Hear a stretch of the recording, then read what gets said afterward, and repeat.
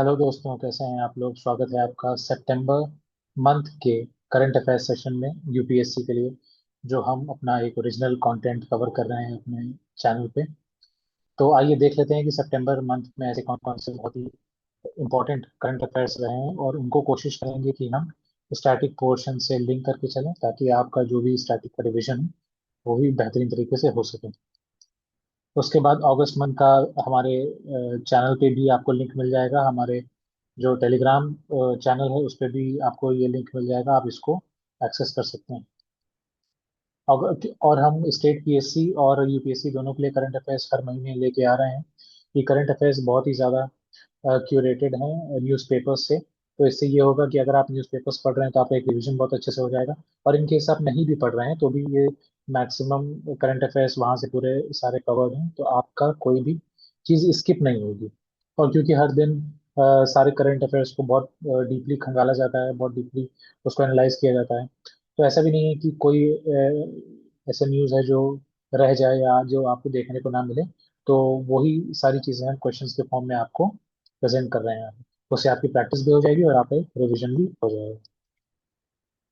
उसके बाद हमारी और भी अदर प्लेलिस्ट हैं। हमने कुछ रिवीजन सीरीज चलाई थी बीपीएससी के लिए और यूपीपीएससी के लिए। तो क्विक रिवीजन सीरीज बहुत ही ज़्यादा कारगर साबित हुई यूपीपीएससी के लिए। और बीपीएससी में भी कुछ स्टेटमेंट बेस्ड क्वेश्चन इससे आसानी से किए जा सकते थे। तो अगर आपने इसको देखा है और अगर आपके इससे अच्छे मार्क्स बन रहे हैं तो कमेंट सेक्शन में हमें ज़रूर बताइएगा। फिर हमारी यूपीपीएससी पीवाईक्यू की एक मास्टर क्लास भी हमने चलाई थी, जहाँ पे हमने 2010 तक के सारे पीवाईक्यू जो हैं यूपीपीएससी के, वो सारे कवर किए थे। उस जो प्लेलिस्ट है उसको देखने के बाद बहुत से बच्चों ने ऐसा कमेंट किया कि बहुत से प्रीवियस ईयर क्वेश्चंस फंसे थे और बहुत ज़्यादा डायरेक्ट फंसे थे। तो प्रीवियस ईयर क्वेश्चंस तो जो आयोग दे रहा है वही है, उसमें हमारा कोई रोल नहीं है। लेकिन उसको रिवीजन करा के, उसको एनालाइज करके और उसको क्रॉस सब्जेक्ट एनालिसिस उसकी करके, मतलब मल्टी सेक्टोरल वे में, कि कौन से क्वेश्चंस कहाँ से लिंक हो रहे हैं, कौन से क्वेश्चंस सिमिलर तौर पे अलग अलग एग्जाम्स में पूछे गए थे कि नहीं पूछे गए थे, इस तरह, और कौन से बहुत ज़्यादा इंपॉर्टेंट टॉपिक्स हैं, बहुत हॉट टॉपिक्स हैं। ये सारी चीज़ें हमने पीवाईक्यू एनालिसिस के समय डिस्कस की थी, जिससे बहुत ही ज़्यादा हेल्प मिली थी बच्चों को इस प्लेलिस्ट से। तो अगर आपने ये देखा है तो ये भी आप कमेंट सेक्शन में हमें ज़रूर बताइएगा।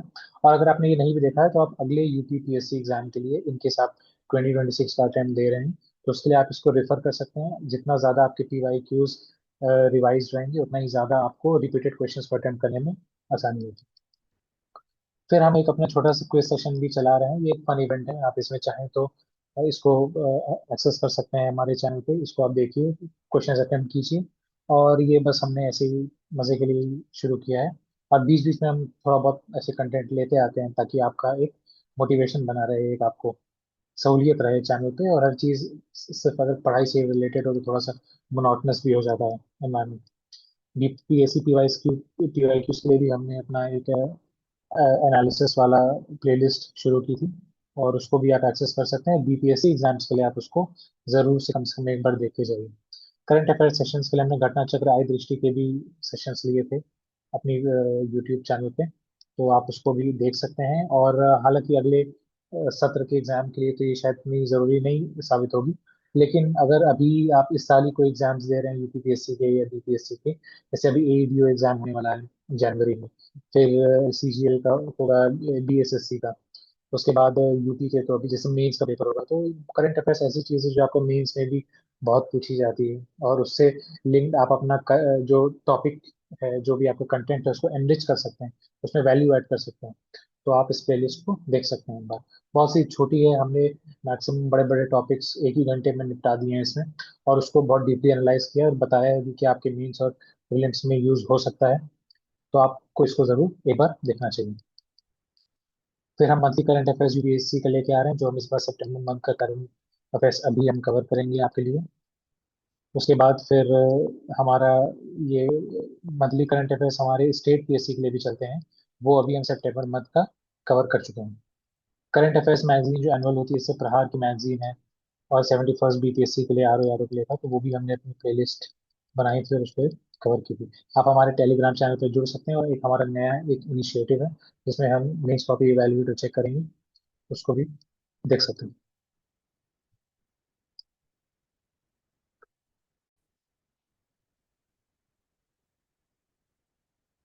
फिर ये एक हमारा ब्लॉग है। इस ब्लॉग में आपको करीब 250 से ज़्यादा इसमें आपको टॉपिक्स मिल जाएंगे, सारे मेंस ओरिएंटेड हैं। इन सभी टॉपिक्स को आप जाकर उसमें पढ़ सकते हैं। 250 वर्ड्स में आंसर भी दिए हैं और कुछ एडिशनल पॉइंट्स भी दिए हैं जिससे आप अपने कंटेंट को एनरिच कर सकते हैं। तो आप इन ब्लॉग्स को जाके पढ़ सकते हैं, उनके टॉपिक्स को जाके पढ़ सकते हैं। आज ही हमने मेंटल हेल्थ पे कुछ एडिशंस किए हैं उसमें, ब्लॉग पे अपने। उसके बाद हमने अभी हाल फिलहाल में जो इंडिया नेपाल के रिलेशन है उस पर भी हमने इसमें पोस्ट किया है। हम सारे मतलब जितने भी टॉपिक्स होते हैं, जो भी न्यूज़पेपर में, एडिटोरियल्स में, ऑपेड में जितने भी टॉपिक्स होते हैं, वो सभी टॉपिक्स को हम कॉम्प्रिहेंसिवली ये ब्लॉग्स में कवर करते हैं। तो आप इसको देख सकते हैं।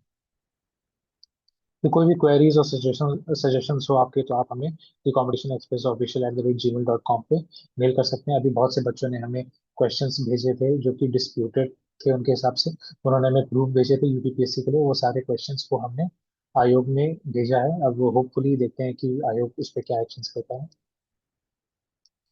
चलिए, तो हम अपनी शुरुआत करते हैं। मैं क्वेश्चंस पढ़ूंगा और आपको ऑप्शंस दिखा देंगे। तो आप उसको अटेम्प्ट करने की कोशिश कीजिएगा वीडियो पॉज करके। और उसके बाद फिर एक्सप्लेनेशन पे हम लोग डिस्कशन कर लेंगे इस सेशंस को। जो भी हम ये ले रहे हैं इसको हम बहुत ही ज़्यादा कॉम्प्रिहेंसिव और बहुत ही ज़्यादा क्विक रिवीजन बेस्ड रखेंगे, बहुत ज़्यादा इसको लेंदी नहीं खींचेंगे। तो चलिए शुरू करते हैं।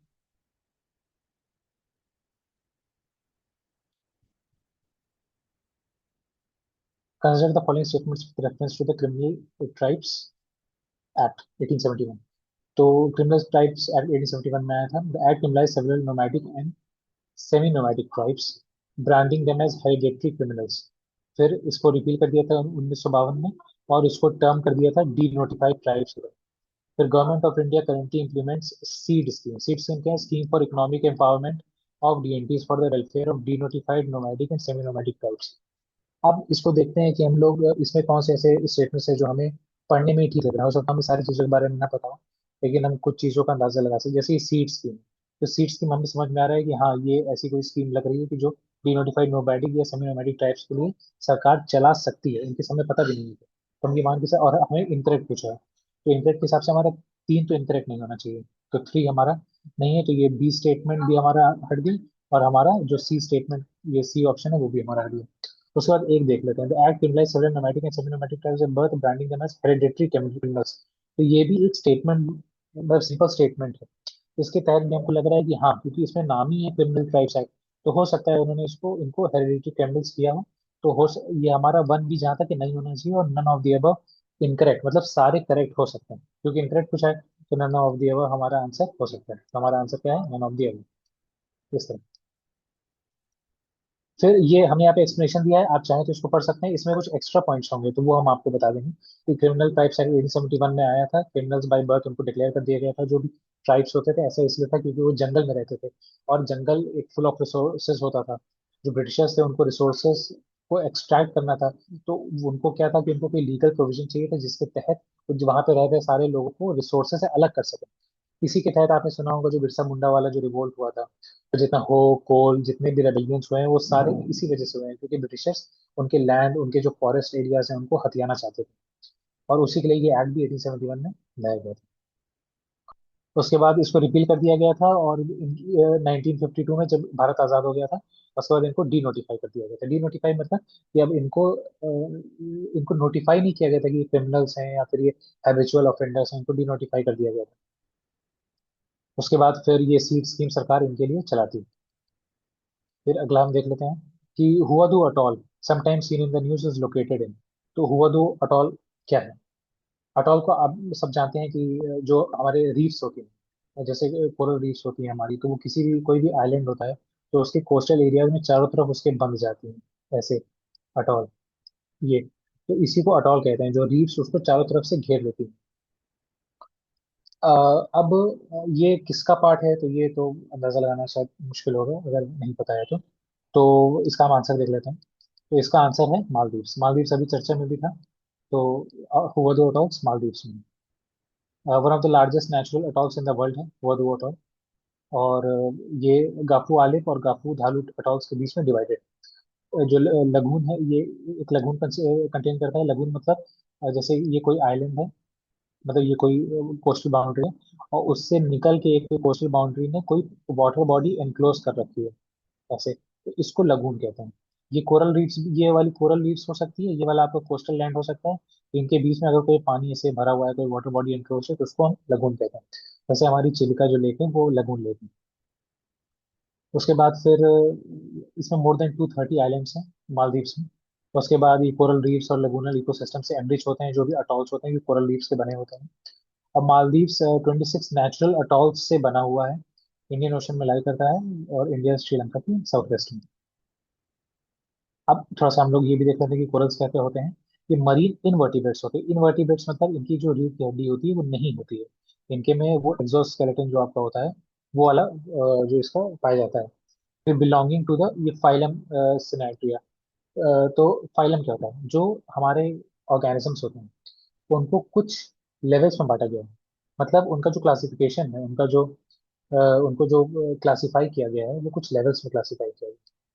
उन पर्टिकुलर लेवल्स के अंदर उनको डिवाइड करना इसलिए आसान है क्योंकि हर एक लेवल एक पर्टिकुलर प्रॉपर्टी को डिनोट करता है। तो ये जो हमारी शुरुआत होती है, वो हमारी शुरुआत होती है सबसे पहले डोमेन से। पहले हमारा डोमेन होता है। डोमेन क्या है? डोमेन मतलब इसमें तीन चीजें आती हैं। एक आता है हमारा बैक्टीरिया, सिंगल सेल जो ऑर्गेनिजम्स होते हैं। फिर एक आता है हमारा आर्की बैक्टीरिया। और फिर आते हैं हमारे यूकैरियोट्स। यूकैरियोट्स को आप मतलब समझते होंगे कि जिनमें हमारा न्यूक्लियस होता है, एक सेल बाउंड न्यूक्लियस होता है, उसको यू कहते हैं।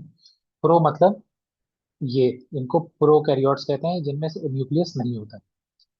और आर्की बैक्टीरिया आपने सुना होगा कि जो एक्सट्रीम कंडीशंस में जो बैक्टीरिया सर्वाइव करते हैं उनको आर्की बैक्टीरिया कहते हैं। और हमारे कुछ नेचुरल बैक्टीरिया भी होते हैं। उसके बाद डोमेन के बाद हमारा होता है, फिर किंगडम होता है, फिर फाइलम होता है, फिर क्लास होता है, फिर ऑर्डर होता है, फिर फैमिली होता है, फिर जीनस होता है, फिर हमारा स्पीसीज होता है। इस तरह के हमारे 6-7 लेवल्स होते हैं जिसमें हम किसी भी स्पीसीज को क्लासिफाई करते हैं। जैसे जो हमारा ह्यूमंस है, तो ह्यूमंस की जो फैमिली है, उसके बाद फैमिली जैसे होमिनिडे करके उसकी फैमिली है। उसके बाद जीनस हमारा होपो है। उसके बाद स्पीसीज हमारी सेपियंस है, हमें होमो सेपियंस सेलेक्ट करते हैं।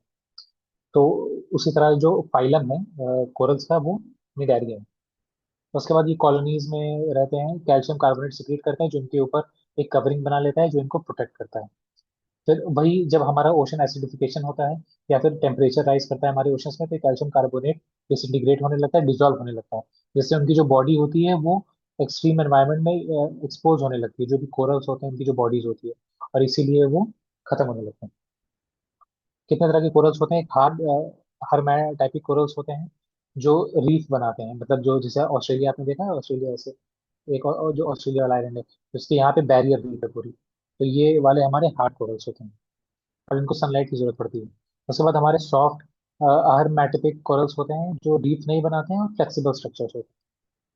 कंडीशंस क्या क्या होती हैं? टेम्परेचर वार्म वाटर्स होना चाहिए, शैलो वाटर्स होने चाहिए, मतलब 60 मीटर तक होना चाहिए, इनको सनलाइट की जरूरत पड़ती है। नॉर्मल ओशन सैलिनिटी होनी चाहिए, बहुत हाई सैलिनिटी नहीं होनी चाहिए। उसके बाद क्लियर वाटर होना चाहिए, ज्यादा सेडिमेंटेशन नहीं होना चाहिए क्योंकि वो सनलाइट को ब्लॉक करता है।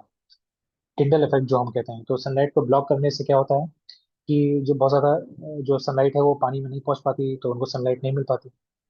उसके बाद होती कितने तरह की कोरल रीफ, अभी हम इमेजेस भी देखेंगे। एक फ्रिंजिंग रीफ हमारी होती है जो कोस्ट पे डायरेक्ट चिपकी रहती है। जैसे हमारा अगर इंडिया का ये कोस्ट है, तो यहाँ पे कोरल रीफ हमारी ऐसे अगर अटैच है कोस्ट से, तो उसको फ्रिंजिंग कहते हैं। बैरियर रीफ होती है जो कोस्ट से अलग होती है, और बीच में एक लगून होता है। जैसे जो ऑस्ट्रेलिया का आपने देखा है बैरियर रीफ, ऐसे करके जो ऑस्ट्रेलिया है, तो यहाँ पे बीच में पानी है। उसके बाद यहाँ पे नीचे बैरियर, वो बैरियर रीफ है, the great barrier reef Australia की। ये पानी है, लगून है यहाँ पे, तो इसलिए उसको बैरियर रीफ कहते हैं। अटॉल्स क्या होते हैं? जो रिंग शेप्ड होती है, जो अभी हमने ऊपर बताया था। रिंग शेप्ड होती है। पहले यहाँ पे कोई आइलैंड होता है, और धीरे धीरे धीरे करके जब वाटर लेवल बढ़ता है या आइलैंड ये डिसॉल्व होता है या डिटीरियोरेट होता है, तो ये सिर्फ रीफ रह जाती हैं और इनके बीच में यहाँ पे पानी आ जाता है। उसी को कहते हैं अटॉल। जल्दी से एक बार देख लेते हैं। ये एक्टिव वॉल्केनो है, फ्रिंजिंग रीफ्स जो चिपक के इसके साथ हो गई हैं। उसके बाद बैरियर रीफ्स जो थोड़ा सा गैप क्रिएट हो गया है, यहाँ पे ये लगून फॉर्म हो गया है। और उसके बाद हमारा ये अटॉल है। ये हमारा जो आइलैंड है ये पूरा ही गायब हो गया, ये नीचे चला गया पानी में। ये हमारी जो रीफ्स हैं ये ऊपर चली गई। ये हमारा मालदीव्स है। इसको आप देख सकते हैं कि जो हमारा मालदीव का जो अब्दू अटॉल है वो इक्वेटर के नीचे है, बाकी सब इक्वेटर के ऊपर, इक्वेटर के जस्ट ऊपर ये हवदू अटॉल है, जो अभी हमने ऊपर न्यूज में देखा क्वेश्चन। अब हम अगला क्वेश्चन देख लेते हैं एक बार। With reference to earthquakes, consider the following statements. An earthquake happens when two blocks of the earth slip past one another. जो दो ब्लॉक्स हैं वो आपस में स्लिप कर रहे हैं, एक दूसरे में रगड़ खा रहे हैं, releasing stored elastic strain energy in the form of seismic waves. Shallow focus earthquakes spread faster as seismic waves move radially upwards to the surface but lose energy while traveling greater distances. अब ये statement हमें सही लग रहा है, ये हम दो और तीसरा स्टेटमेंट एक बार सही से देखते हैं। Deep focus earthquakes are generally more dangerous as they carry more energy when they emerge to the surface. अब वन स्टेटमेंट तुम्हारा सही है, तो मतलब ए बी और डी हमारा सही है। अब एक बार देखते हैं। Shallow focus earthquakes spread faster as seismic waves move radially upwards to the surface but lose energy while traveling greater distances. तो हमारे जो शैलो फोकस earthquakes होते हैं, क्या वो ग्रेटर डिस्टेंसेस ट्रैवल करते हैं? ये हमें देखना है। उसके बाद deep focus earthquakes are generally more dangerous.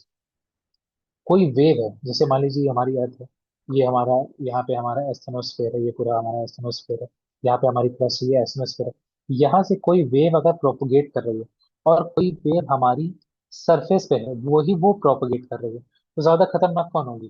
जो बहुत अंदर से चली आ रही है और डिमिनिश हो जा रही है, या जो सरफेस पे ही है और अभी अभी एक्टिवली जनरेट हुई है?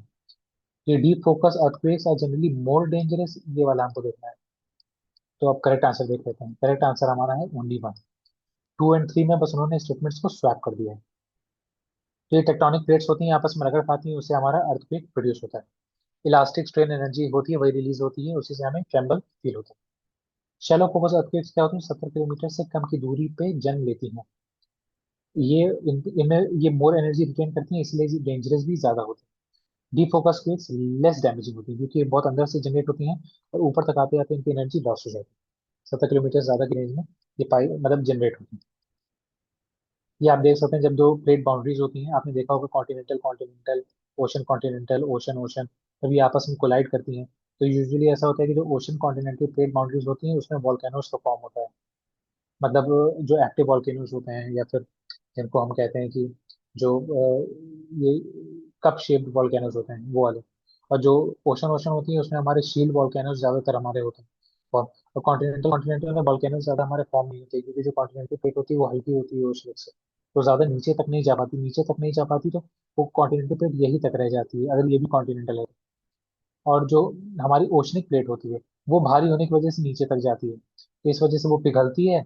और यहाँ पे जब वो पिघलती है तो यहाँ पे जो मैटर होता है वो इंक्रीज होता है, प्रेशर इंक्रीज होता है, जब यहाँ पे हमारे ब्रेक पॉइंट्स होते हैं तो यहाँ से फिर मैग्मा रिलीज होता है लावा के फॉर्म में। तो ये है। फिर ये प्लेटें आपस में रगड़ खाती हैं तो अर्थक्वेक हमारा प्रोड्यूस होता है, ये तो आप जानिए। ये हमारा हाइपोसेंटर है। हाइपोसेंटर जिस पॉइंट पे अर्थ के अंदर अर्थक्वेक जो पैदा होता है उसको हाइपोसेंटर कहते हैं। उसी पॉइंट पे करस्पॉन्डिंग जो सरफेस पे पॉइंट होता है, जहाँ पे हमारा फोकस है, एक तरीके से फोकस और हाइपोसेंटर वो एक ही चीज है। तो जो सरफेस पे जो पॉइंट है उसको हम एपिसेंटर कहते हैं, और जो नीचे है उसको हम हाइपोसेंटर या फोकस कहते हैं। चलिए अब अगला देखते हैं। जेरोसाइट रिसेंटली, आप इसको पॉज करके आप अटेंड करने की कोशिश जरूर कीजिएगा, तो उससे थोड़ा सा एक फेवरेबिलिटी आती है एग्जाम के लिए भी, और ऐसा भी कि हम कितने करंट अफेयर्स हम अपने रिवाइज कर पा रहे हैं क्वेश्चन पे। क्या रेयर अर्थ एलिमेंट, ये जेरोसाइट है क्या? रेयर अर्थ एलिमेंट है, क्रिटिकल फॉर न्यूक्लियर रिएक्टर्स में। सरफेस सल्फेट मिनरल फाउंड है, अर्थ और मार्स में पाया जाता है। रेडियो एक्टिव आइसोटोप है कार्बन डेटिंग के लिए, या फॉसिल फ्यूल रिजर्व है जो आर्कटिक रीजन में डिस्कवर किया गया है। तो इन सारे ऑप्शंस को देख के ऐसा लग रहा है कि जो रेयर अर्थ एलिमेंट है ये तो थोड़ा सा बहुत ज्यादा न्यूज में हो सकता है, ये भी। रेडियो एक्टिव आइसोटोप है कार्बन डेटिंग के लिए, तो ऐसा नई डिस्कवरी जैसा कुछ लग नहीं रहा है कि जो हमने न्यूज में पढ़ा हो, अगर आप न्यूज़पेपर देखते हैं तो। फिर फॉसिल फ्यूल रिजर्व है जो आर्कटिक रीजन में डिस्कवर हुआ है, तो हालांकि ये भी न्यूज में बहुत ऐसा कुछ अभी सुनने में नहीं आया है फिलहाल। ये एक सल्फेट मिनरल जो अर्थ और मार्स दोनों पे पाया जाता है। तो अगर मतलब याद तो हमें ये भी नहीं आ रहा है कि ये भी कुछ है, लेकिन जो इसमें से थोड़ा सा ऑड लग रहा है वो ये सल्फेट मिनरल लग रहा है, जिसमें थोड़ी सी डिटेल्स ज्यादा है कि वो सल्फेट का मिनरल है जो अर्थ और मार्स दोनों पे पाया जाता है। बाकी सब थोड़े से जनरल स्टेटमेंट्स हैं, अगर हम जीएस की बात करेंगे तो हो सकता है ये ऑप्शन हो। तो देख लेते हैं हमारा बी ऑप्शन है कि नहीं। हाँ, हमारा बी ऑप्शन सही है। ये जो अटेम्प्ट का ये प्रोसीजर, ये जो प्रोसेस है जिसमें आप एग्जाम में बैठ के सोच सकते हैं कि क्वेश्चन में कौन सा ऑप्शन सही हो सकता है, ये आपको सिर्फ इसलिए बताया जा रहा है ताकि आपको ऑप्शन सॉल्व करते समय ऐसा लगे कि हाँ, ये चीज़ें मैंने पढ़ी हैं और नहीं भी पढ़ी हैं, तो आप ट्रायल एंड एरर बेसिस पे कुछ क्वेश्चन ऑप्शंस निकाल सकते हैं एलिमिनेशन मेथड से, ऑप्शंस में उसको डिलीट करके, या फिर ऑप्शंस में सारे ऑप्शंस मिला के देख के कि ये कौन सा है जो थोड़ा सा ऑड जैसा लग रहा है, कौन सा है जो ज़्यादा नॉर्मल से लग रहा है। और ऐसे चांस है, मतलब 70-80% चांसेस होते हैं कि वो जो ऑप्शन आप चुनते हैं वो सही हो जाए, अगर आप ऐसे थिंकिंग प्रोसेस के थ्रू जा रहे हैं तो। वैसे आपको कोशिश करनी चाहिए, लेकिन आपको ऐसे ब्लाइंडली गेस नहीं करना चाहिए। अगर इन केस, अब जैसे मान लीजिए 100 क्वेश्चन हैं और 100 क्वेश्चन में आप, ऐसा भी नहीं है कि आप 50 क्वेश्चन अटेम्प्ट करके आएंगे और उसमें 100 आ जाएगा, ये बहुत ज़्यादा ही कम चांसेस होते हैं। और ऐसा भी हो सकता है कि आप 90-95 क्वेश्चन आपने अटेम्प्ट कर दिया, लेकिन आपका स्कोर वो घट के वो 70s में चला है, 60s में चला है, आपकी गलत बहुत ज़्यादा हो गए। तो इसीलिए आपको ऐसा भी नहीं कि बहुत ज़्यादा अटेम्प्ट कर देना है ब्लाइंडली या बहुत कम करना है। आपको उतने करना है जितने में आप, जैसे आप मान लीजिए आप 50 to 60 क्वेश्चन आप सॉलिड कर पा रहे हैं, आपको लग रहा है कि इसमें से 4-5 हमारे क्वेश्चन होंगे जो गलत हो सकते हैं ज़्यादा से ज़्यादा। उसके बाद आपने करीब 20 क्वेश्चन पे आपने, आपको लग रहा है कि हाँ, दो ऑप्शन हमारे एलिमिनेट हो जा रहे हैं, आप 70-80 क्वेश्चन तक पहुंचे। उसके बाद आपको लग रहा है कि कुछ 5 से 10 ऐसे क्वेश्चन जिसमें आपको लग रहा है कि यार इसमें हमारे, और मतलब एक, या मुझे एक ही ऑप्शन पता है, तो उसमें चांसेस आपके बढ़ जाते हैं कि ये क्वेश्चन गलत ज्यादा हों। लेकिन 50-50 चांस भी अगर आप लेके चलें कि नहीं यार, पता तो एक है लेकिन जो पता है वो थोड़ा सा सॉलिड लग रहा है, बाकी ऑप्शंस के बारे में सुना नहीं है, तो यहाँ पे आप अटेम्प्ट कर सकते हैं। उसके बाद फिर आपके जो बचे, मतलब 15-20 क्वेश्चन जो आपके बचते हैं वो आपको बिल्कुल नहीं आ रहे हैं, तो आपको बिल्कुल उनको टच नहीं करना। इस तरह आप अटेम्प्ट करेंगे तो आपके चांसेस बहुत बढ़ जाते हैं आंसर में। तो सल्फेट मिनरल है जिसमें आयरन सल्फेट और हाइड्रोक्साइड होता है। एसिडिक और ऑक्सीडाइजिंग एनवायरमेंट्स में ये पाया जाता है। नासा की क्यूरियोसिटी रोवर ये भी पूछ सकता है किसका है, तो उसने इसको डिस्कवर किया है। फिर कच्छ गुजरात में भी अभी ये मिनरल अभी हाल ही में पाया गया। ये आप देख सकते हैं, ये मिनरल है ये।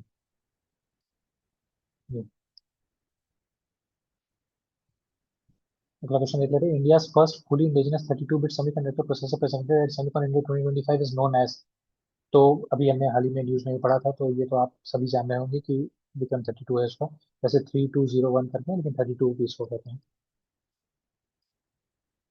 ये तो 32 बिट सेमीकंडक्टर प्रोसेसर, ये याद रखिएगा कि 32 बिट है, इसमें ऑप्शन भी दे सकता है 64 बिट है, 128 बिट है, नहीं 32 बिट सेमीकंडक्टर प्रोसेसर है। सेमिकॉन इंडिया 2025 में इसको लॉन्च किया गया है। अश्वनी वैष्णव जी ने इसको लॉन्च किया है। ये हमारे मीटी के मिनिस्टर हैं, MEITY, ministry of electronics and information technology के। और इसरो की जो सेमीकंडक्टर लेबोरेटरी है उसने इसको डेवलप किया है। ठीक है, ये इंडिया के लिए एक माइलस्टोन है। इंडिया का एक सेमीकंडक्टर मिशन भी है, तो वो भी आप एक बार देख लीजिएगा उसकी डिटेल्स। सेमीकंडक्टर, इंडिया के सेमीकंडक्टर मिशन पे हमने अपने ब्लॉग में एक पूरा आर्टिकल भी डाला है। अगर सेमी, क्योंकि विक्रम अभी रिलीज हुआ है, तो हो सकता है वो मेंस में आपसे ये पूछ ले कि इंडिया का सेमीकंडक्टर मिशन क्या है, उसकी कॉम्प्लेक्सिटीज क्या है, उसके अचीवमेंट्स क्या है, उसके गोल्स क्या है, उसके गैप्स क्या है, ये सारी चीजें पूछ सकता है। तो और क्योंकि अभी हमारे में ट्रेड वॉर्स भी चल रही हैं, और इंडिया तो सेमीकंडक्टर और इन सारे चीजें, इनके लिए जो रॉ मटेरियल है उसके लिए बहुत ज्यादा डिपेंड करता है चाइना पे, और जो और नॉर्थ ईस्टर्न कंट्रीज हैं। तो इसीलिए आपको क्या है कि इसको एक बार आपको ब्लॉग में जाकर देख लेना, आप उसको पढ़ लीजिए तो आपको एक आइडिया हो जाएगा कि ऐसे ठीक है मेंस में आंसर कैसे हम सेमीकंडक्टर पे अटेम्प्ट कर सकते हैं। उसके बाद with reference to purchasing managers index, purchasing manager क्या होता है पहले ये समझ लेते हैं। परचेजिंग मैनेजर होता है कि जो भी खरीद फरोख्त करता है किसी भी इंडस्ट्री के लिए, किसी भी कंपनी के लिए, और वो क्या करेगा, वो रॉ मटेरियल्स एनालाइज करेगा, तो रॉ मटेरियल्स की खरीद, कितना आउटपुट हो रहा है उस पे, कितने रॉ मटेरियल्स की हमें जरूरत पड़ेगी, कि हमारा लेबर कितना लग रहा है, मतलब हम रॉ मटेरियल्स अगर हम ज़्यादा मंगा रहे हैं तो हमें ज़्यादा लेबर की जरूरत पड़ रही है, या अगर हम रॉ मटेरियल्स कम भी हो जा रहा है तो हमारा जो लेबर है, जो लेबर कॉस्ट हम परस्यू कर रहे हैं, तो क्या वो हमें ज़्यादा इंकर करनी पड़ रही है, अगर हमारा आउटपुट बहुत ज़्यादा नहीं बढ़ रहा है। उसी में क्या होता है कि ले ऑफ्स होते हैं, कंपनीज ले ऑफ्स करती हैं। तो ये सारी चीजें, ये परचेजिंग मैनेजर्स डिसाइड करते हैं। तो परचेजिंग मैनेजर क्योंकि एक तरीके से इन्वेंट्री को मैप कर रहे हैं एक इंडस्ट्री की, मतलब उसका जो रॉ मटेरियल, उसका जो रिसोर्सेज है उसको मैप कर रहे हैं, तो वो एक सही आकलन दे सकते हैं कि हाँ, जो इंडस्ट्री है उसमें अगर रॉ मटेरियल ज्यादा आपको यूज हो रहा है, इसका मतलब कि उसका प्रोडक्शन अच्छा हो रहा है, तभी तो आपको रॉ मटेरियल ज्यादा लग रहा है, आप ज्यादा माल बना रहे हैं, ज्यादा माल बना रहे हैं इसका मतलब आपका मुनाफा ज्यादा हो रहा है, तो आपकी इंडस्ट्री अच्छी चल रही है। तो ये परचेजिंग मैनेजर्स आपको ये एक ओवरव्यू दे सकते हैं इंडस्ट्री के बारे में, इसीलिए इनका भी एक इंडेक्स निकाला जाता है। तो reading above 50 indicates expansion, reading below 50 indicates contraction. और ये रिलीज कौन करता है, मंथली रिलीज होता है, पहले तो पता नहीं मंथली होता है कि नहीं होता, ये देख लेते हैं। फिर ministry of commerce and industry release करती है कि नहीं करती, ये देख लेते हैं। तो हमें ये तो पता है कि ये हमने थोड़ा थोड़ा पढ़ रखा है कि अरे हाँ, ऐसा तो कुछ होता है कि 50 से ऊपर होगा तो एक्सपेंशन होगा, 50 से कम होगा तो ये कॉन्ट्रैक्शन होगा।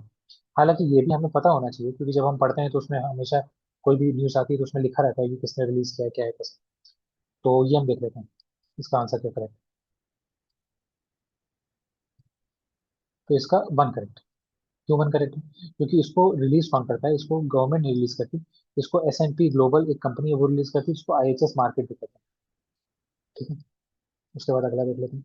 With reference to the free movement regime, free movement regime आपने बहुत सुना होगा अभी।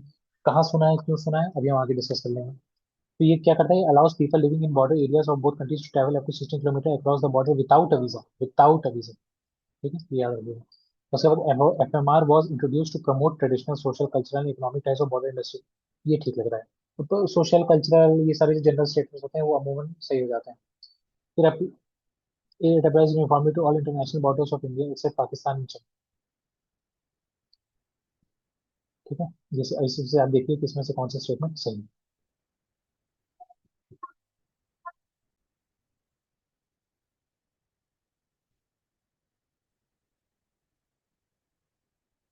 1 और 2 करेक्ट है इसमें।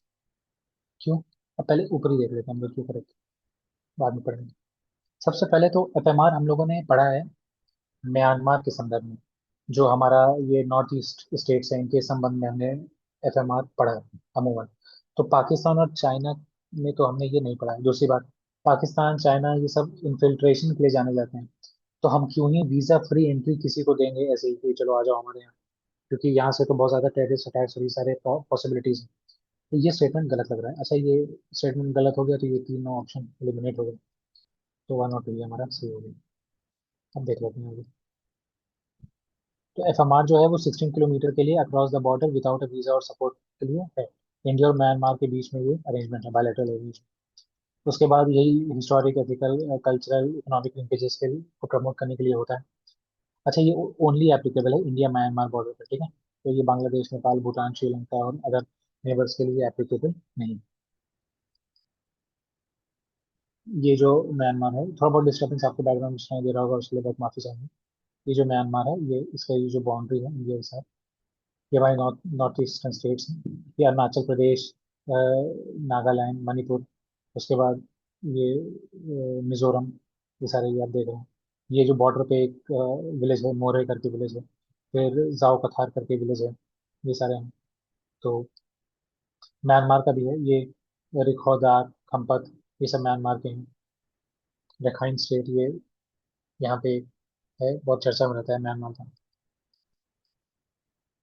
उसके बाद अगला देख लेते हैं। Biodiversity beyond national jurisdiction, BBNJ agreement, इसको कुछ और भी कहते हैं, इसको कोई ट्रीटी भी कहते हैं।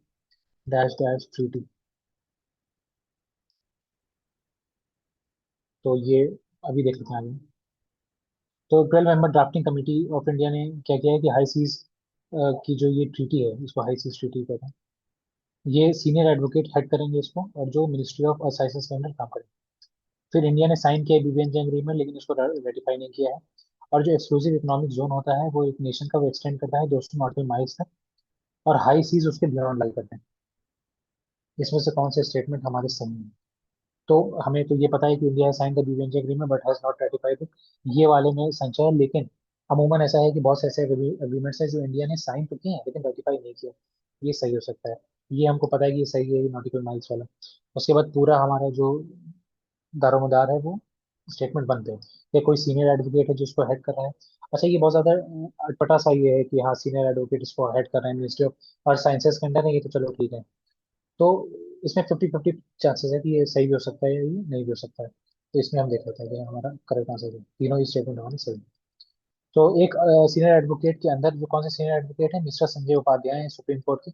उनके अंडर एक कमेटी बनी है, ड्राफ्टिंग कमेटी, जो नई जो इसके BBNJ जो ट्रीटी है इसके अंदर लॉज को एग्जामिन करेगी और उसको देखेगी क्या वो इंडिया के जो इंटरेस्ट है उसके अकॉर्डिंग है कि नहीं है फलाना। इंडिया ने BBNJ एग्रीमेंट साइन किया है लेकिन उसको रेटिफाई नहीं किया, ये सही है। फिर अनक्लॉज के अंदर ये United Nations Convention on laws of the sea, जो मेरे ख्याल से ये 1982 का है। ये आप मुझे कमेंट सेक्शन में बताइएगा कि ये कब का है। तो ये अनक्लॉज का जो इनकी जो ट्रीटी ये है प्रोविजंस है, उसके तहत एक एक्सक्लूसिव इकोनॉमिक जोन होता है। पहले टेरिटोरियल बाउंड्री होती है, तो exclusive economic zone 12 nautical miles per territorial सी होती है। फिर उसके बाद 200 नॉटिकल माइल्स तक की हमारी एक्सक्लूसिव इकोनॉमिक जोन होता है। उसके बाद हाई सीज होती है। अमूमन जो टेरिटोरियल सी होती है उसमें एक्सक्लूसिव राइट्स होते हैं, जो भी नेशन होता है उसके पास। एक्सक्लूसिव इकोनॉमिक जोन में उसके पास एक्सक्लूसिव राइट्स होते हैं, लेकिन वो रिसोर्स स्पेसिफिक होते हैं। मतलब बहुत ज़्यादा उस पर जो डोमिनेंस है वो उतना नहीं रहता है जितना टेरिटोरियल में रहता है। और हाई सीज में तो फिर बिल्कुल भी नहीं रहता। ये चर्चा में इसलिए भी है क्योंकि आप जानते हैं कि जो चाइना है वो साउथ चाइना सी में अपना प्रभुत्व साबित करना चाहता है, लेकिन साउथ चाइना सी उसके बहुत से ऐसे स्टेट्स हैं जिनपे एक्सक्लूसिव इकोनॉमिक जोन्स में रीजन्स आते हैं वहाँ पे, जैसे फिलीपींस हो गया, वियतनाम हो गया, ये सारे, जापान हो गया। तो जब उनके जो भी छोटे मोटे आइलैंड्स हैं, वाटर के रिसोर्सेज हैं, और चाइना क्या कर रहा है कि वहां से अपना मिलिट्री लेके जा रहा है, तो वो ये जो अनक्लॉज है इसको वो कर रहा है, मतलब इसको डिफाई कर रहा है इस ट्रीटी को, अनक्लॉज को। जो हाई सीज ट्रीटी है इसको डिफाई कर रहा है, जो मल्टीलैटरल अरेंजमेंट है उसको डिफाई कर रहा है, तो इसलिए ये ज्यादा न्यूज में रहती है। फिर एक प्रोटीन है P47, वो न्यूज में था, इंडियन साइंटिस्ट ने उसको डिस्कवर किया था। वो क्या है? तो mechanical chaperone protecting cells from stress, फिर hormone regulating blood glucose levels, फिर पिगमेंट एडिंग इन फोटोसिंथेसिस या न्यूरो ट्रांसमीटर साइनेप्टिक सिग्नलिंग। थोड़े से कंफ्यूजिंग है, साइंस एंड टेक के जो ऑप्शंस होते हैं थोड़े से कंफ्यूजिंग होते हैं, तो ये तो शायद देख के ना समझ में आए, तो इसका आंसर देख लेते हैं। इसका आंसर है mechanical chaperone protecting cells from stress.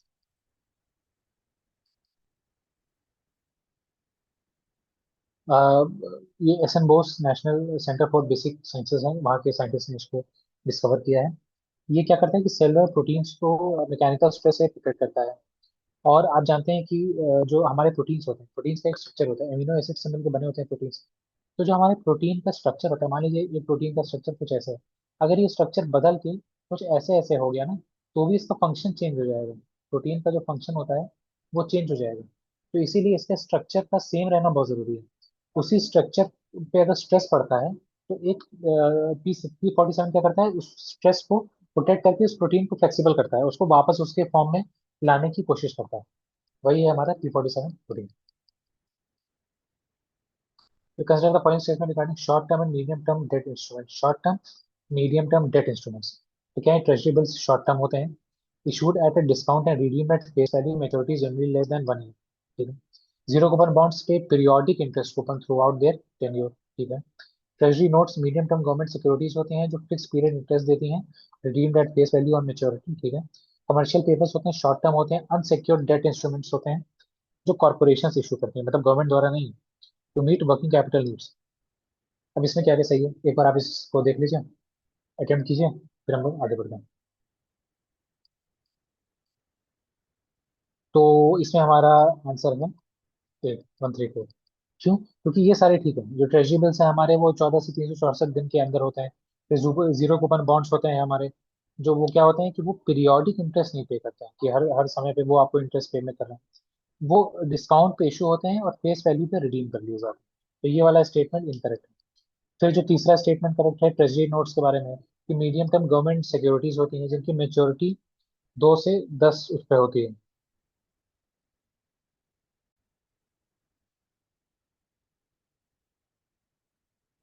फिर ये कह रहे हैं फिक्स पीरियोडिक इंटरेस्ट पेमेंट करती हैं, और फेस वैल्यू पे ये रिडीम कर लिए जाते हैं ट्रेजरी नोट्स।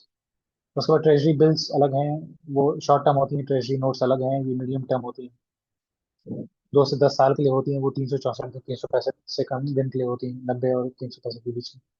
उसके बाद जो कमर्शियल पेपर्स हैं हमारे, वो commercial paper short term unsecured debt होते हैं। अनसिक्योर्ड क्यों होते हैं? क्योंकि प्राइवेट फर्म्स दे रही हैं, गवर्नमेंट नहीं दे रही। उसके बाद उनको क्या बोलते हैं, ये वर्किंग कैपिटल को मीट करने के लिए, क्योंकि शॉर्ट टर्म होते हैं, तो जैसे ही हमारा कोई भी कैपिटल घटा कंपनी का, तो उन्होंने तुरंत कमर्शियल पेपर्स इशू कर दिए, मार्केट से पैसा उठा लिया, उसको यूज किया, बाद में उसको जब मेच्योरिटी पे उसको वो कर दिया, मतलब डिस्काउंट पे ले लिया लोगों ने उसको, और फिर मेच्योरिटी पे उसको रिडीम कर लिया, ऐसे करके। अगला देखते हैं। ये ऐसे क्यूबो एक रीजन है, ऐसे क्यूबो या ऐसे कीबो करके रीजन है। तो ये इस वेनेजुला इसको क्लेम करता है।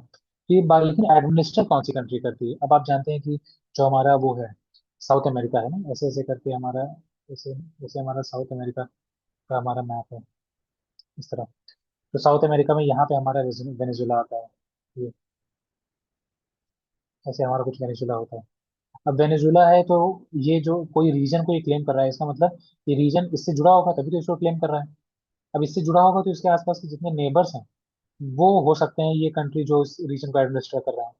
लेकिन अब यहाँ पे एक कैच है, कैच ये है कि वेनेजुएला के जो नेबरिंग कंट्रीज हैं, यहाँ पे कोलंबिया है, यहाँ पे ब्राजील है, यहाँ पे गुयाना है, यहाँ पे सूरीनेम है। यहाँ तो सूरीनेम तो नहीं हो सकता, लेकिन अब इन तीनों में से कोई एक हो सकता है। तो ये फिर थोड़ा सा कॉम्प्लेक्स हो जाती है। वही आखिरी के जो आपके क्वेश्चंस होते हैं जिसमें आपको लगता है कि यार इसमें एक आ रहा है या फिर एक दो नहीं आ रहे हैं बाकी आ रहे हैं, कि क्या हो सकता है ऑप्शंस। तो उसमें आपको 50-50% वाला सीन है, तो ये वैसे वाले क्वेश्चंस में से है। तो अगर यहीं पे ऑप्शंस में कोई और होता, जैसे यहाँ पे ये अर्जेंटीना, चिली, ये पराग्वे और उरुग्वे ये सब कुछ दे देता, तो हमारा ऑप्शन निकालना और आसान हो जाता। तो इसका आंसर क्या है? Guyana answer. तो गुयाना है जो इस रीजन को क्लेम कर रहा है, बस इतना ही जानने की जरूरत है, और बाकी बहुत ज्यादा इसमें कुछ डिटेल में जानने की जरूरत नहीं है। हाँ, ये मैप पे आप देख सकते हैं, ये वेनेजुएला है, ये कोलंबिया है हमारा, इधर यहाँ पे हमारा ब्राजील है। ये उसके बाद ये गुयाना है, ये सूरीनेम है, फ्रेंच गुयाना। ये कोरो करके यहाँ पे एक लॉन्चिंग स्टेशन है फ्रांस का। उसके बाद फिर Jim Corbett tiger reserve, Jim Corbett tiger reserve, इसमें कहीं पूछा तो नहीं कि कहाँ है? नहीं, ठीक है। आप जानते हैं कि जिम कॉर्बेट टाइगर रिजर्व हमारा कहाँ पे है? उत्तराखंड में। और ये पहला टाइगर जब 1973 में जब शुरू हुआ था तो ये पहला टाइगर रिजर्व था। कुछ 9 टाइगर रिजर्व चुने गए थे उसमें, जहाँ पे प्रोजेक्ट टाइगर शुरू किया गया था, तो ये पहला टाइगर रिजर्व था उन्हीं में से एक। तो फर्स्ट नेशनल पार्क है इंडिया में जो स्टैब्लिश हुआ है, जो 1936 में हेली नेशनल पार्क की तरह क्रिएट किया गया था। रामगंगा रिवर लाइफलाइन है इसकी, और कोसी इसके ईस्टर्न पार्ट से फ्लो करती है। 2022 में ऑल इंडिया टाइगर सेंसस हुआ था, Corbett tiger reserve highest number of tigers हैं among tigers, all tigers in India. अब इसमें और क्या हो सकता है आंसर?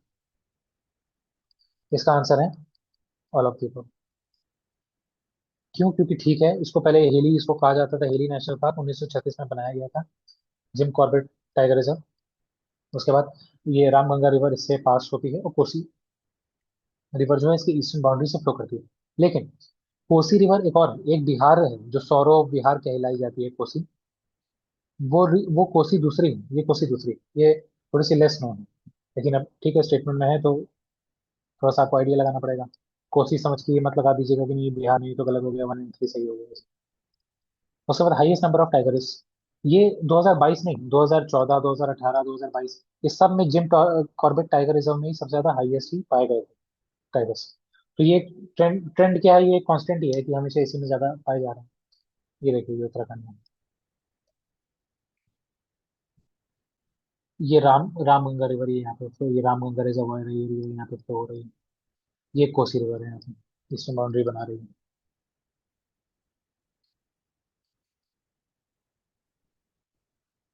ये कॉर्बेट नेशनल पार्क, ये जो हरा वाला है ना, ये कॉर्बेट नेशनल पार्क।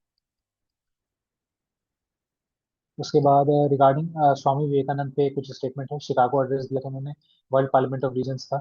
उसमें उन्होंने कहा था ना कि my brothers and sisters of America, ऐसे करके उन्होंने कोट किया था। तो Swami Vivekananda was recommended to represent Hinduism at the Parliament of Religions by the Maharaja of Khetri. ये थोड़ा सा अटपटा लग रहा है, ये नहीं पता होगा शायद बहुत लोगों को। Vivekananda emphasized the idea of religious tolerance, acceptance, drawing from India's spiritual tradition, ये तो जनरल स्टेटमेंट है। The address was delivered in Washington DC as part of the Parliament of Religions। अब इसको आप अटेंड कर सकते हैं कि आप देखिए ये सही है कि नहीं। ठीक है। इसमें अब कैच ये है कि इन्होंने शिकागो में एड्रेस दिया था, तो इसमें लिखा है address was delivered in Washington DC, तो ये तो क्वेश्चन सही गलत हो गया। ये वाला गलत है, थ्री गलत हो गया, थ्री गलत हो गया, तो ये गलत हो गया, ये गलत हो गया। वन ओनली है, 1 and 2 ओनली, और टू तो जनरल स्टेटमेंट है हमारा, तो टू तो सही होगा ही, होगा तो 1 and 2 इज करेक्ट। तो ये आप याद रखिएगा, राजा अजीत सिंह थे महाराजा ऑफ खेतरी, राजस्थान। खेतरी माइंस है ना, कॉपर की माइंस है राजस्थान में। तो उन्होंने सपोर्ट किया था विवेकानंद को to represent Hinduism in the world congress of religions. फिर दूसरा भी सही है, वो जनरल स्टेटमेंट है। तीसरा में क्या है कि उन्होंने शिकागो में दिया था, वाशिंगटन डीसी में।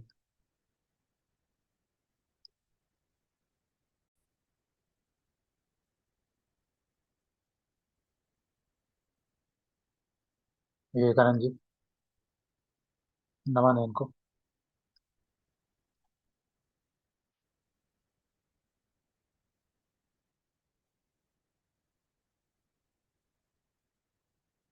फिर कंसिडर द फॉलोइंग स्टेटमेंट्स। अब बाय बैक ऑफ शेयर्स, वापस खरीद लेना, is a process in which a company repurchases its own shares from the existing share holders, पहले से शेयर होल्डर है, to reduce the number of outstanding shares in the market.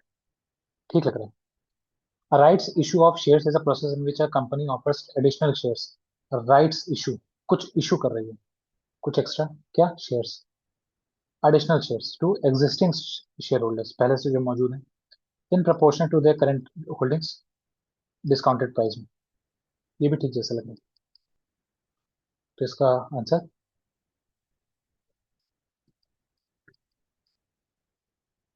तो buy back मतलब share को फिर से खरीद लो, वापस खरीद लो शेयर होल्डर्स से, बस वही हो गया। ये करते किससे हैं, ताकि आउटस्टैंडिंग शेयर्स को रिड्यूस कर सकें, अपनी अर्निंग्स को इम्प्रूव कर सके पर शेयर। मतलब जैसे आपके पास, आपने पूरा जो टोटल कैपिटल है वो 1,000 है, और आपने 100 शेयर्स इशू कर दिए, तो एक शेयर का दाम 10 रुपये हो गया। अब आपने क्या किया, 100 शेयर्स हैं, आपने उसमें से 50 शेयर्स वापस ले लिए। अब आपने 50 शेयर्स वापस ले लिए, तो आपके एक शेयर का दाम बढ़ गया, क्योंकि अब 50 ही है मार्केट में, लेकिन कैपिटल तो आपका 1,000 ही है ना, तो कितना, 20 रुपये हो गया एक शेयर का दाम। तो एक शेयर पे अर्निंग्स को इम्प्रूव करने के लिए, अगर परफॉर्मेंस अच्छी है उसकी और ये सारी चीजें, उसके बाद surplus cash to share holders को रिटर्न करने के लिए, मतलब जो सरप्लस कैश, मान लीजिए बहुत ज्यादा रेवेन्यू आपके यहाँ जनरेट हो रहा है, बहुत ज्यादा कैश है आपके पास, और आपको अपने शेयर होल्डर्स को देना है, या शेयर होल्डर्स डिमांड कर रहे हैं कि उन्हें जरूरत है कोई और कैपिटल की, या कुछ और वेंचर है, इसमें इन्वेस्टमेंट चाहिए, तो उसके लिए आप कैश जनरेट कर सकते हैं उसको बाय बैक करके, मतलब क्योंकि आप शेयर होल्डर्स से ही खरीद रहे हैं ना वापस, तो आपके जितने शेयर होल्डर्स हैं उनके पास और पैसा पहुंच जाएगा हाथ में।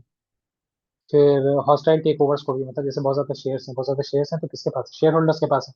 अब आपके पास 50 शेयर होल्डर्स हैं, आपने क्या किया कि 50 है, तो आपका रिस्क है कि, जैसे पार्टी में नहीं होता, पॉलिटिकल पार्टी में, कि हॉर्स ट्रेडिंग टाइप, किसी और को उसने बेच दिया शेयर्स अपने, किसी और कंपनी को किसी को बेच दिया शेयर्स, इसका मतलब उस कंपनी के पास आपके शेयर्स हैं, मतलब डिसीजन मेकिंग पावर, शेयर का मतलब डिसीजन मेकिंग पावर, जितने ज्यादा किसी के पास होंगे उतने ज्यादा उसकी डिसीजन मेकिंग पावर होगी। तो आपने क्या किया, 25 खरीद लिए, तो आपके 25 आपने शेयर्स खरीद लिए, तो आपके 25 ही शेयर होल्डर बचे। तो वो 25 शेयर होल्डर किसी और को बेचें, वो चांसेस कम है कि 50 किसी और, 50 में से कोई हो जो किसी और को बेच दे, इसलिए। दूसरा भी करेक्ट है कि वो ज्यादा और शेयर्स बनाते हैं, उसको अपने एग्जिस्टिंग शेयर होल्डर्स को बेच देते हैं, और डिस्काउंटेड प्राइस में देते हैं, तो फ्रेश कैपिटल को रेस करने के लिए, मतलब क्या किया कि वो और ज्यादा शेयर्स बना दिए उसी के, और वो कर दिए, डिफरेंट डिफरेंट शेयर्स बना दिए, एक शेयर की वैल्यू तो कम हो गई, लेकिन और मार्केट में शेयर्स इशू कर दिए एग्जिस्टिंग शेयर होल्डर को, तो वो और खरीदेंगे तो और इन्वेस्ट करेंगे कैपिटल के लिए, तो ये सारी चीज।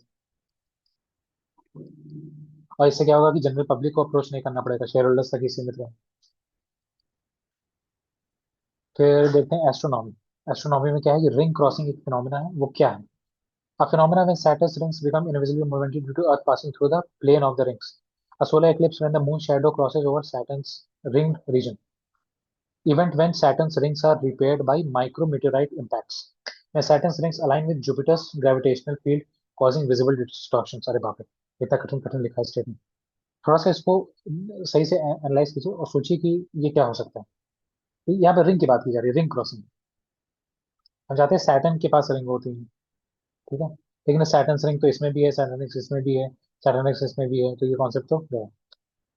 अब रिंग क्रॉस, फिर और क्या हो सकता है कि solar eclipse when the moon shadow crosses over Saturn's ring reason.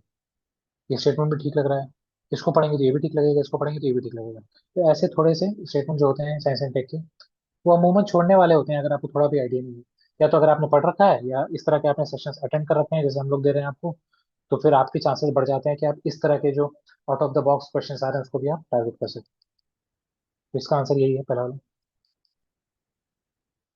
अब होता क्या है, देखिए, हम अर्थ, अर्थ, ये सैटर्न की रिंग, हम यहाँ पे बैठे हैं, हम इसको ऐसे देख रहे हैं, हम देख रहे हैं तो हमें सैटर्न की रिंग ऐसे दिखाई दे रही है।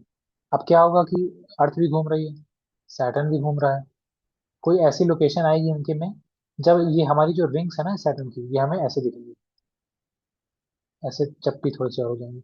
फिर एक पोजीशन आएगी जब हमें सैटर्न की रिंग और चप्पी दिखेगी। फिर एक पोजीशन आएगी जब हमें सैटर्न की रिंग ऐसे लाइन की तरह दिखेगी। मतलब जो हम है एज एन ऑब्जर्वर, जो अर्थ है, वो और सैटर्न की रिंग एकदम एक प्लेन पे है, एक प्लेन पे। इसमें अर्थ भी है, इसमें सैटर्न की रिंग भी है, टू डायमेंशनल है, मतलब इसको इधर से देखेंगे। तो ये हमें से रिंग ऐसे दिखने लगी थी, इसी को रिंग क्रॉसिंग कहते हैं। ये इस तरह हमें दिखने लगी। ये बता रहा है कि कब कब ये रिंग क्रॉसिंग होगी। जैसे दो मार्च 23 2025 में हुई थी, अगली 38 में होगी अक्टूबर 15 में, फिर उसकी अगली अप्रैल 1 और जुलाई 9 2039 में होगी, एक साल बाद ही। तो ये सब मौके हैं जो आते हैं। रोटेशन और ये रेवोल्यूशन पे डिपेंड करता है ज्यादा। तो वैसे भी हमारे एक्सिस भी टिल्टेड हैं, सैटर्न के एक्सिस भी टिल्टेड हैं। जो ऑर्बिट्स हैं वो एलिप्टिकल हैं, मतलब यहाँ पे सन है, यहाँ पे प्लैनेट्स हैं, इस तरह। ये ये एक एलिप्स की तरह है ये मेजर एक्सिस होता है, ये माइनर एक्सिस होता है यहाँ पे सन रहता है, तो इसीलिए ये सब फिनोमेना होते हैं। लेजिस्लेटिव काउंसिल के बारे में देख लेते हैं। लेजिस्लेटिव काउंसिल क्रिएटेड और अबॉलिश्ड पार्लियामेंट, ठीक है। Resolution pass by the state legislative assembly with special majority, सही है क्या? Total strength of the legislative council can not exceed 1/3 of the total strength of the legislative assembly of that state, ठीक लग रहा है? Members of the legislative council directly elected by all the citizens of the state, ये सही है क्या आपने legislative council के लिए भी वोटिंग की है क्या? The legislative council being a permanent body is not subject to dissolution, but 1/3 of its members retire every 2 years. Rajya Sabha जैसी होती है, और ये स्टेटमेंट पढ़ने में भी राज्यसभा जैसे ही कुछ लग रहा है। शायद सही है। गलत क्या है इसमें? आप अटेम्प्ट कर लीजिए, इसको यहाँ पे पॉज करके फिर हम लोग इसको डिस्कस करते हैं। इसमें गलत क्या है? इसमें गलत है ये ऑल सिटीजन्स। ये तो ऑल सिटीजन्स नहीं है, ये तो थोड़ा सा अटपटा सा लग रहा है। और तो नहीं होंगे। वो भी लेजिस्लेटिव काउंसिल के, नहीं नहीं, अरे याद आ रहा है ना, हाँ अरे हाँ, क्या याद आ रहा है? अरे हाँ, वो याद आ रहा है, क्या याद आ रहा है? 1/6, 1/3, 1/6, 1/12, याद आ रहा है ना कैसे मेंबर्स चुने जाते थे? तो वो उसमें लोग तो इन्वॉल्व नहीं थे डायरेक्ट, तो ये स्टेटमेंट गलत हो गया, थ्री गलत हो गया। थ्री गलत हो तो ये गलत हो गया, अरे मोरी मैया। अब थ्री इसमें इसमें भी नहीं, इसमें भी नहीं, इसमें भी नहीं, ये तीनों हो सकते हैं। अब देखते हैं सही कौन से हैं। फोर सही लग रहा है ना, राज्यसभा जैसा ही होता है लेजिस्लेटिव काउंसिल का। फोर सही है, मतलब इसमें तो फोर है नहीं, तो 2 and 4 और 1 to 4 हो सकता है। अब टू एंड इसका मतलब टू तो सही है, चलो हो गया, टू तो सही हो गया। वन सही है कि नहीं, अभी स्पेशल मेजोरिटी वाले ने झोल फंसा दिया। चलिए देख लेते हैं। 1 to 4 सही है। थ्री तो वैसे भी नहीं सही था। आर्टिकल 169 के अंदर पार्लियामेंट है जो क्रिएट करती है, एबॉलिश करती है लेजिस्लेटिव काउंसिल को। एक और चीज, एक और fact, which is the body which can not be dissolve but can be abolished. अब कैन नॉट बी डिजॉल्व हमने सुना तो हमको लगा अरे यार राज्यसभा। नहीं, लेजिस्लेटिव काउंसिल। हमने कहा which can not be dissolve but can be abolished. Rajya Sabha can not be abolished, but legislative council can be abolished. कौन करता है? पार्लियामेंट करती है। फिर legislative assembly of the state passes the resolution by special majority. Special majority, special majority, ठीक है। उसके बाद majority of total membership plus 2/3 of the present and voting, ऐसे ही लिखा जाता है। याद रखिए, 1/3 से ज्यादा नहीं होनी चाहिए असेंबली की स्ट्रेंथ से, लेकिन 40 से कम भी नहीं होनी चाहिए। किसकी थी? जम्मू एंड कश्मीर की थी। कितने थे? 38 मेंबर थे। कब थे? 2019 से पहले थे, ठीक है। 2019 के बाद तो ये लेजिस्लेटिव काउंसिल हटी गई, लेजिस्लेटिव असेंबली। फिर एमएलसी डायरेक्टली इलेक्टेड नहीं होते, local bodies, graduates, teachers, MLA ये सब करते हैं। इनका एक आप प्रोविजंस देख लीजिएगा कितना है, 1/6, 1/12, ये सब है। गवर्नर भी अपॉइंट करते हैं, कितने करते हैं? ऐसे छह जैसा आंकड़ा मुझे याद आ रहा है, 1/6। अगर ये सही है तो कमेंट में बताइए। फिर परमानेंट बॉडी होती है राज्यसभा की तरह, डिसॉल्व नहीं की जा सकती लेकिन अबॉलिश की जा सकती है। 1/3 मेंबर्स रिटायर एवरी 2 years। अगला देखते हैं। आई होप ये सेशन आपको अच्छा लग रहा होगा। अगर आप एंजॉय कर रहे हैं तो इसको लाइक जरूर कीजिएगा, लाइक कर दीजिएगा। कमेंट आपको जरूर करना चाहिए, उंगलियों का इस्तेमाल कीजिए, नहीं उनमें जंग लग जाएगी। The following statements regarding the preamble of the Indian Constitution, preamble, रूपरेखा बताने वाली चीज। Preamble was enacted as a part of the Constitution after all the articles had been adopted by the Constituent Assembly. Socialist secular integrity 42nd amendment act 1976 में लगाई गई है। आप अगर आपने आज भी पढ़ना शुरू किया है तो भी ये आपको पता होगा, सही है। amended because it can be amended because it is considered part of the constitution। 1980 में कोई केस आया था इसमें कहा गया था कि हाँ हाँ भैया, पार्ट है। The preamble is a source of power, enforceable rights upon the citizens। देख लीजिएगा, देख लीजिए और अटेम्प्ट कीजिए मेरे हिसाब से।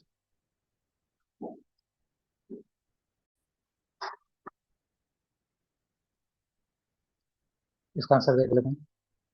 120। क्या नहीं सही है?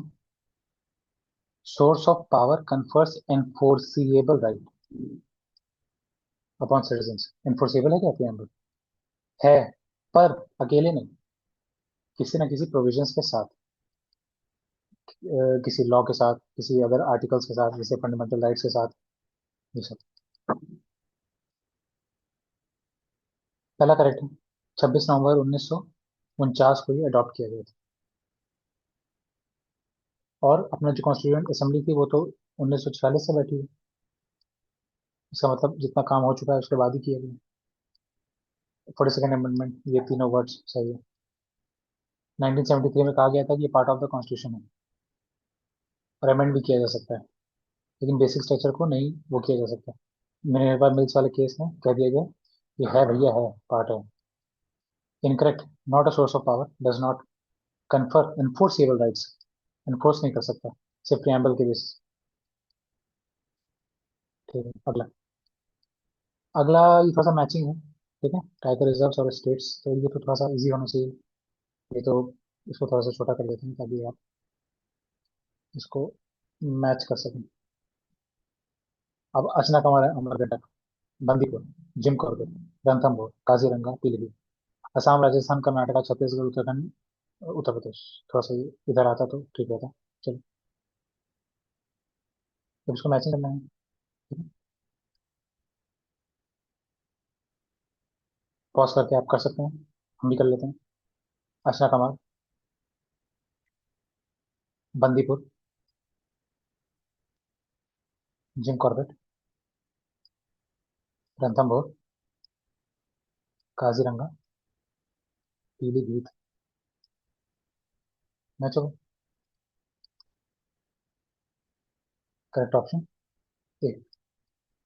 मतलब ठीक है, ये तो आप मैच कर ही लेना, वहाँ पे पता चल गया ना कौन सा कहाँ। अचना कमार, अमरकंटक, छत्तीसगढ़, छत्तीसगढ़ मध्य प्रदेश के बॉर्डर पे।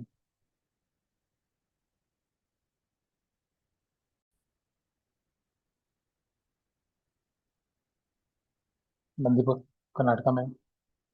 नीलगिरी बायोस्फीयर रिजर्व का पार्ट है। नीलगिरी कहाँ है? ये अपना सदर्न इंडिया है। ये ऐसे अपना तमिलनाडु है। ये अपना ऐसे ऐसे केरला है। ये अपना ऐसे ऐसे कर्नाटका है। ठीक। फिर यहाँ पे तेलंगाना, आंध्र प्रदेश, ये सब।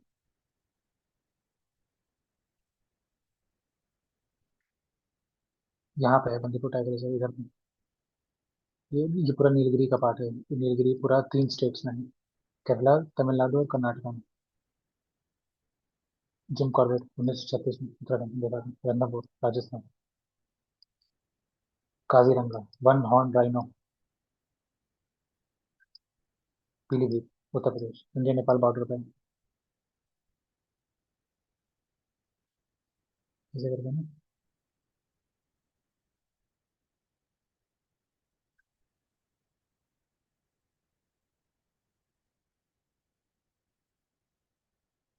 ऐसे यूपी यहाँ पे है, इस पोर्शन पे। पीलीभीत। पीलीभीत डिस्ट्रिक्ट है यहाँ पे, पीलीभीत उसी में। फिर यहाँ पे किशनगंज, कटनिया घाट, किशनगंज, कटनिया घाट, ये सब भी है।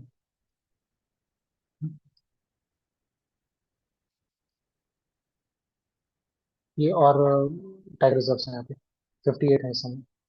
रानी दुर्गावती मध्य प्रदेश में भी लेटेस्ट है, 58 वाला। यहाँ पे है। ये आप देख लीजिएगा, वैसे बता दूँ। स्कारबोरो शोर, ये न्यूज में है। क्या है? लोकेटेड साउथ चाइना सी में है। क्लेम करता है चाइना और फिलीपींस दोनों। North east of Spratly islands, traditional fishing ground है। एक्सक्लूसिव इकोनॉमिक जोन है फिलीपींस में। जो मतलब फिलीपींस का एक्सक्लूसिव इकोनॉमिक जोन है, उसके अंदर ये आता है। इनकरेक्ट। इनकरेक्ट कौन सा? ये तीनों सही है। साउथ चाइना सी में चाइना घूमता टहलता रहता है। 200 नॉटिकल माइल्स के अंदर है, ईजेड के अंदर है फिलीपींस का। चाइना एग्जॉर्ट करता है 9-9 के अंदर।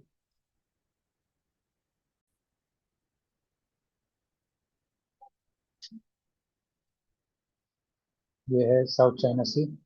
साउथ चाइना सी, ये 9 डैश लाइन जो चाइना रिजर्व करता है, इसी के अंदर ये पैरासोल पार्सल आइलैंड्स, स्कार्बोरो आइलैंड्स और स्ट्रैटली आइलैंड्स हैं। स्ट्रैटली के नॉर्थ ईस्ट में है ये। तो ठीक है। उसके बाद फिलीपींस क्लेम करते हैं, फिलीपींस का ये पूरा वो लगता है exclusive economic zone 200 nautical miles. फिर जल्दी से अगला देख लेते हैं। Formation of new states union territories के बारे में। Parliament can form a new state by separation of territory from an existing state और बाय यूनाइटिंग टू और मोर स्टेट्स और पार्ट्स ऑफ स्टेट्स। ठीक है। अल्टरेशन ऑफ बाउंड्रीज और name of any state requires the recommendation of the supreme court. At present at present Delhi, Puducherry और Jammu and Kashmir हैं जिन legislative assemblies हैं। The creation of new union territory requires a constitutional amendment under Article 368। तो ये नए states को बनाने के लिए जो भी प्रोविजंस हैं, जो भी प्रोसीजर है, उसके ऊपर ये पूरा एक कॉम्प्रिहेंसिव क्वेश्चन हो गया है। इसका आंसर देख लेते हैं। 1 एंड 3 सही है, क्यों 1 एंड 3 सही है। इसका मतलब दो गलत है और फोर गलत है। क्यों गलत है? ऑल्ट्रेशन ऑफ बाउंड्रीज और name of any state requires a recommendation of the supreme court का नहीं लगता है रिकमेंडेशन। उसके बाद creation of new territory requires constitution amendment नहीं है, सिंपल अमेंडमेंट, मतलब वो है सिंपल मेजोरिटी। आर्टिकल 3 के अंदर होता है कि पार्लियामेंट पावर है कि क्रिएट कर ले नए स्टेट्स को, separation unity of any two states. Article 2 के अंदर होता है कि किसी नए स्टेट को एडमिट कर ले या अपना वाला तोड़ के किसी और को दे दे, ऐसा। फिर सेकंड वाला इनकरेक्ट क्यों है? क्योंकि सुप्रीम कोर्ट की हामी नहीं लगती, स्टेट लेजिस्लेचर की लगती है। और ये बाइंडिंग भी नहीं है, मतलब स्टेट लेजिस्लेशन अगर मना भी कर दिया तो भी पार्लियामेंट चाहे तो कर सकता है, ऐसी बात नहीं। हाँ ये सही है कि दिल्ली, पुडुचेरी, जम्मू कश्मीर में लेजिस्लेटिव असेंबली है। सेकंड फोर इनकरेक्ट क्यों है? आर्टिकल 3 कहता है कि not by constitution, simple majority के तहत। आर्टिकल 4 कहता है कि reflects the dynamic and adaptable nature of the constitution by empowering parliament to create new states. Parliament कर सकता है, स्टेट लेजिस्लेचर नहीं कर सकता।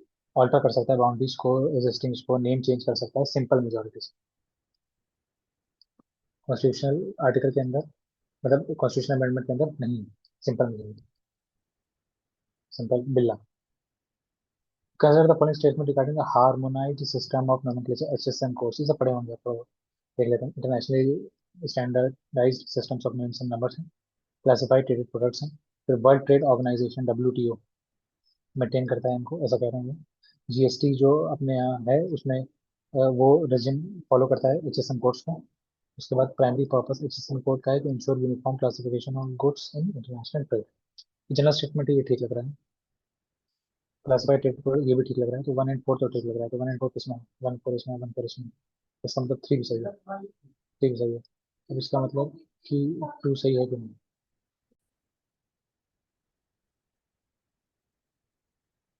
तो 2 हमारा सही है। तो डब्ल्यू नहीं करता, डब्ल्यू करता है, वर्ल्ड कस्टम्स ऑर्गेनाइजेशन। बाकी सब जो भी था वो सही, एचएसएन कोर्स के बारे में। फिर एल नीनो फिनोमेना, इसके बारे में question. Characterised by unusual warming of sea surface temperature in the central and eastern equatorial Pacific ocean, generally suppresses monsoon rainfall in India due to the weakening of trade winds and changes in water circulation. Recent reports suggest that contrary to the pattern, El Nino events may have intensified rainfall in certain parts of India। अब इन तीनों में से कौन सा correct? Pause कर लीजिए, देख लीजिए, फिर आगे बढ़ते हैं। तीनों सही। क्यों? ये तो हमें पता ही है कि ये जो हमारा पेरुवियन कोस्ट, ये है ना, ये ऐसे, ये जो साउथ अमेरिका है हमारा, अच्छे से बना है। ये यहाँ पे पेरू होता है ना, तो ट्रेड विंड्स ऐसे आती हैं। ट्रेड विंड्स आती हैं तो जो ऊपर का वार्म वाटर होता है, वार्म वाटर डेंसिटी कम ज़्यादा मतलब कम होती है, ऊपर आ जाता है, ऊपर आ जाता है, तो ये ट्रेड विंड्स की वजह से इधर की तरफ फ्लो करता है। तो हमारा जो ईस्टर्न कोस्ट ऑफ ऑस्ट्रेलिया, वहाँ पे वो गर्म पानी जमा होता है, वहाँ से हवा उठती है, इंडियन ओशन में जाके सेटल होती है, और जो वो है हमारा साउथ वेस्ट मानसून है, वो और ज़्यादा तेजी पकड़ता है, इस वजह से हमारे यहाँ रेनफॉल ज़्यादा होती है एल नीनो के एब्सेंस में। एल नीनो में क्या होता है?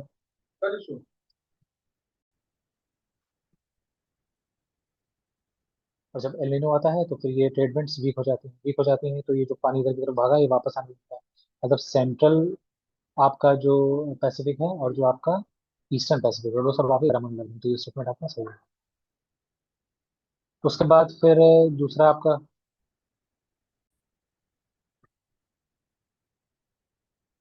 फिर ये करेक्ट है, एलिनो डिस्टर्ब कर देता है टिपिकल मानसून को इंडिया में। वो जाहिर सी बात है ना, ये ऐसे ऑस्ट्रेलिया था, तो ऑस्ट्रेलिया के इधर पे वार्म वाटर है, ये वार्म वाटर ऐसे उठ के इंडियन ओशन में गिर रहा है, यहीं पे साउथ वेस्ट मानसून ऐसे ऊपर की तरफ जा रहा है। जितना ज्यादा यहाँ पे सबसिडेंस होगा, जितना ज्यादा हाई प्रेशर होगा, उतना ज्यादा ही ये high pressure to low pressure इधर एयर भागेगी, उतनी तेजी से जाएगी, उतना ज्यादा मॉइस्चर उठाएगी, उतना ज्यादा रेनफॉल। लेकिन अब ये वार्म चीज एल के समय में इधर शिफ्ट हो जा रहा है, इधर शिफ्ट हो जा रहा है, जहाँ पे ये वीक हो जा रहा है, ये वीक हो जा रहा है, तो ये वीक हो जा रहा है। उसके बाद साइंटिफिक स्टडी के हिसाब से 2025 में हुआ है, इसमें ऐसा है कि कुछ एल नीनो कुछ कुछ पार्ट्स में, इंडिया मतलब इंडियन जो सब कॉन्टिनेंट है उसमें कुछ कुछ पार्ट्स में एल नीनो की वजह से रेनफॉल ज्यादा भी हो रही है। तो उसके पीछे बहुत से कॉम्प्लेक्स रीजन है, तो उसको ऐसे जानने की जरूरत नहीं है, बस ये है कि हाँ, ऐसा कुछ एक्सट्रीम स्टेटमेंट भी अगर आपको दिख जाए तो ज्यादातर वो सही होता है, मतलब ऐसा नहीं, मतलब होता नहीं कि, कहते हैं कि बहुत एक्सट्रीम स्टेटमेंट हो तो वो गलत होगा। लेकिन जनरल चीजों के लिए, कोई नई चीज, कोई नया रिसर्च हुआ या कोई ऐसी चीज हुई जो पॉसिबल हो सकती है कि हाँ यार ऐसा पॉसिबल हो सकता है, तो वो कई बार वो स्टेटमेंट सही होते हैं। कभी कभी बना देते हैं बनाने वाले भी इस तरह का क्वेश्चंस भी एब्सर्ड सा। तो ये लालीना और एलिनो का ये पूरा स्ट्रक्चर है, पूरा मैकेनिज्म है, ये आप एक बार देख लीजिए। नॉर्मल नॉर्मल ईयर में कैसे होता है कि ट्रेड विंड्स यहाँ पे गर्म पानी आ जाता है, यहाँ से पानी पे यहाँ गिरता है, यहाँ से ये इंडिया में साउथ वेस्ट मानसून। और जब एलिनो पड़ता है तो ये, अच्छा लालीना पड़ता है तो ये और तेजी से आता है इधर, और तेजी से आता है तो और इंटेंस, और ये रेनफॉल होती है तेज। ठीक है। फिर रिसेंटली न्यूज, सवालकोट डैम किधर है, किस रिवर पे बना है। ठीक है। तो ये तो बड़ा फैक्चुअल सा है, ये इसका आंसर देख लेते हैं, जैसे तो चेनाब रिवर है। फिर चिनाब रिवर में है जम्मू एंड कश्मीर में, ठीक है, ये याद रखिए।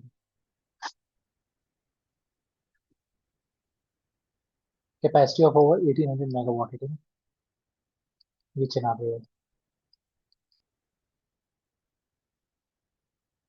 फिर मनकी मुंडा सिस्टम क्या है। ट्रेडिशनल सेल्फ गवर्नेंस सिस्टम में प्रेवलेंट है among tribal communities, general statement है। Under this Mann Ki refers to a headman of a cluster of villages while Munda is the head of a single village। हो सकता हो ये change किया हो आपस में, मनकी सिंगल विलेज हो और मुंडा है headman of cluster of villages हो, तो ये दिमाग लगाना है। Primary it is a primary practice by tribal groups of the Chota Nagpur region of the Jharkhand. ठीक है, तो ये हो सकता है क्योंकि ज्यादा ट्राइब्स ये क्या बोलते हैं नॉर्थ ईस्ट इंडिया में पाई जाती हैं, तो ये हो सकता है। करेक्ट क्या है, अच्छा तीनों करेक्ट, तीनों करेक्ट है। तो ये मनकी मुंडा जो सिस्टम है छोटा नागपुर वाले रीजन झारखंड वाले में पाया जाता है, प्राइमरली हो ट्राइब द्वारा ये प्रैक्टिस किया जाता है। उसके बाद विलेज हेडमैन, जो मुंडा होता है विलेज हेड होता है, तो मनकी होता है वो ग्रुप ऑफ विलेजेस को देखता है, तो ये भी सही था। तो और बाकी तो वो जनरल स्टेटमेंट है, तो ठीक है। उसके बाद सुप्रीम कोर्ट ऑफ इंडिया और उसके जुरिस्डिक्शन के बारे में है, तो ये भी फैक्चुअल एक तरीके से आपको आर्टिकल्स थोड़ा बहुत तो पता ही होना चाहिए, क्योंकि मेंस में भी कोट करना पड़ता है। Original jurisdiction article 131, appellate jurisdiction article 132 से 134। इसमें सिविल, क्रिमिनल और कॉन्स्टिट्यूशनल मैटर्स लिए जाते हैं, जैसे 32 में, फिर 33 में, फिर 34 में। फिर एडवाइजरी 143 के अंदर, रिव्यू जुरिस्डिक्शन आर्टिकल 137 के अंदर। तो ये चारों सही है। ठीक है, तो ये तो वो है, फैक्चुअल चीजें हैं ये, आर्टिकल्स थोड़ा सा याद रखिए मीन्स में थोड़ा सा, ये आपके आंसर को एनरिच करता है कोट करते समय। अब जैसे मान लीजिए क्वेश्चन आ गया मीन्स में, ये जो सुप्रीम कोर्ट का जुरिस्डिक्शन है वो जो फैक्चुअली तो ठीक है, लेकिन मॉरली या फिर मतलब ऑन ग्राउंड वो जुरिस्डिक्शन एक्सीड कर जाता है बहुत बार, और उसी को जुडिशियल एक्टिविज्म भी कहते हैं और जुडिशियल ओवररीच भी कहते हैं, जब एक्टिविज्म ओवररीच में बदलने लगता है। तो आप इसके बारे में क्या कहना चाहेंगे, ऐसा कुछ स्टेटमेंट आ गया तो आप इसमें बता सकते हैं, या जुडिशियल एक्टिविज्म या ओवररीच में डायरेक्टली भी आ गया तो भी आप कह सकते हैं कि सुप्रीम कोर्ट का, आप इसको भी ऐसे भी स्ट्रक्चर कर सकते हैं कि इसका जो आपका वो है, जैसे 131 के अंदर है, फिर 100 आपका 32 से 34 के अंदर है, फिर 143 के अंदर है, 137 के अंदर है, तो आप बता सकते हैं कि ये सारे जुरिस्डिक्शन हैं और कैसे कैसे हर एक जुरिस्डिक्शन के अंदर सुप्रीम कोर्ट अपने जो पावर्स है उसको जस्टिफाई करता है और ओवर रीच भी कर जाता है कई बार।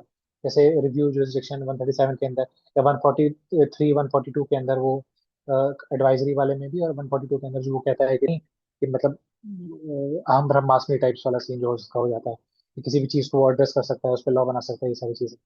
तो ये सब आप दिमाग में रहता है तो फिर कंटेंट एनरिचमेंट हो जाता है। इसको कहते हैं चेरो नेपोलियन, फैक्चुअल है। तो देख लीजिए 2 मिनट, उसके बाद फिर इसको पॉज कर लीजिए वीडियो, फिर लगा लीजिए, पता है अगर आपको, नहीं तो इसका आंसर है राजा नीरज।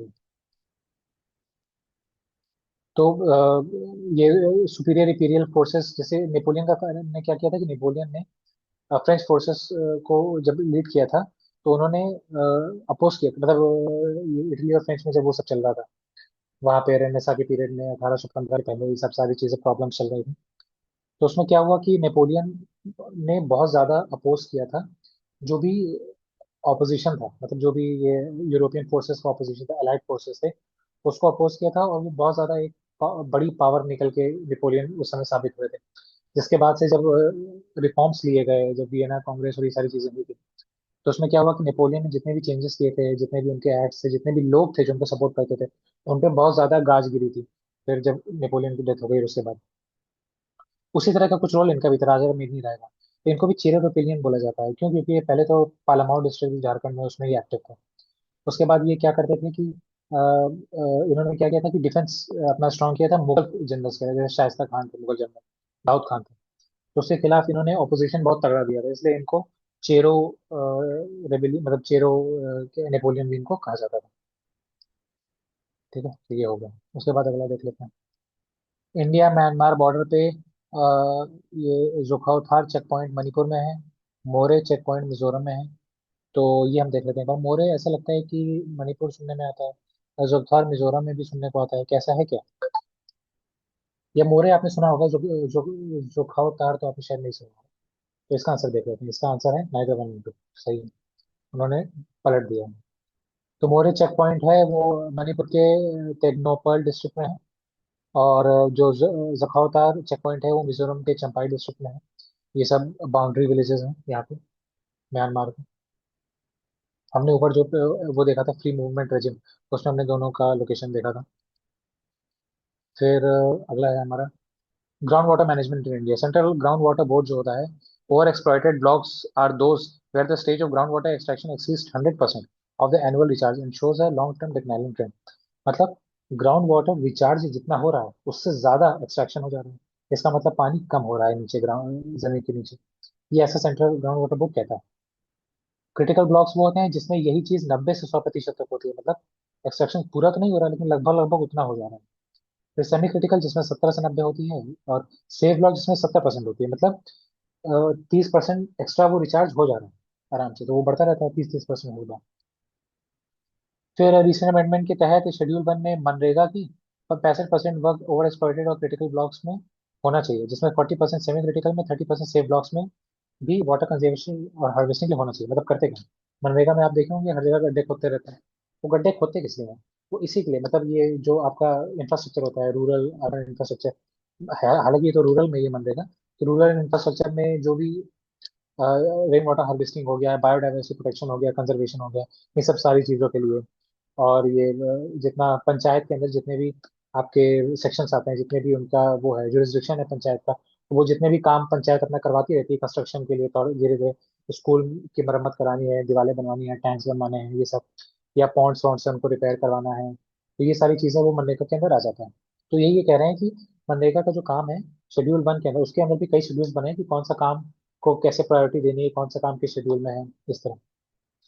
उसके लिए ये कहा गया है कि 65% वर्क जो ओवर एक्सप्लॉइटेड वाले में होना चाहिए, 100% ज्यादा एक्सट्रैक्शन है, 40% सेमी क्रिटिकल में, 30% सेफ।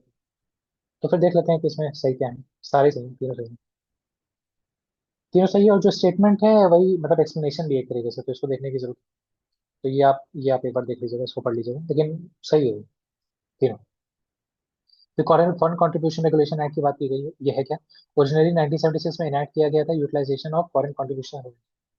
इम्प्लाई करता है कि इंडिविजुअल्स, एसोसिएशंस और कंपनीज और एनजीओस, ये सारे फॉरेन कंट्रीब्यूशन जो रिसीव कर रहे हैं उनको ये जज करता है।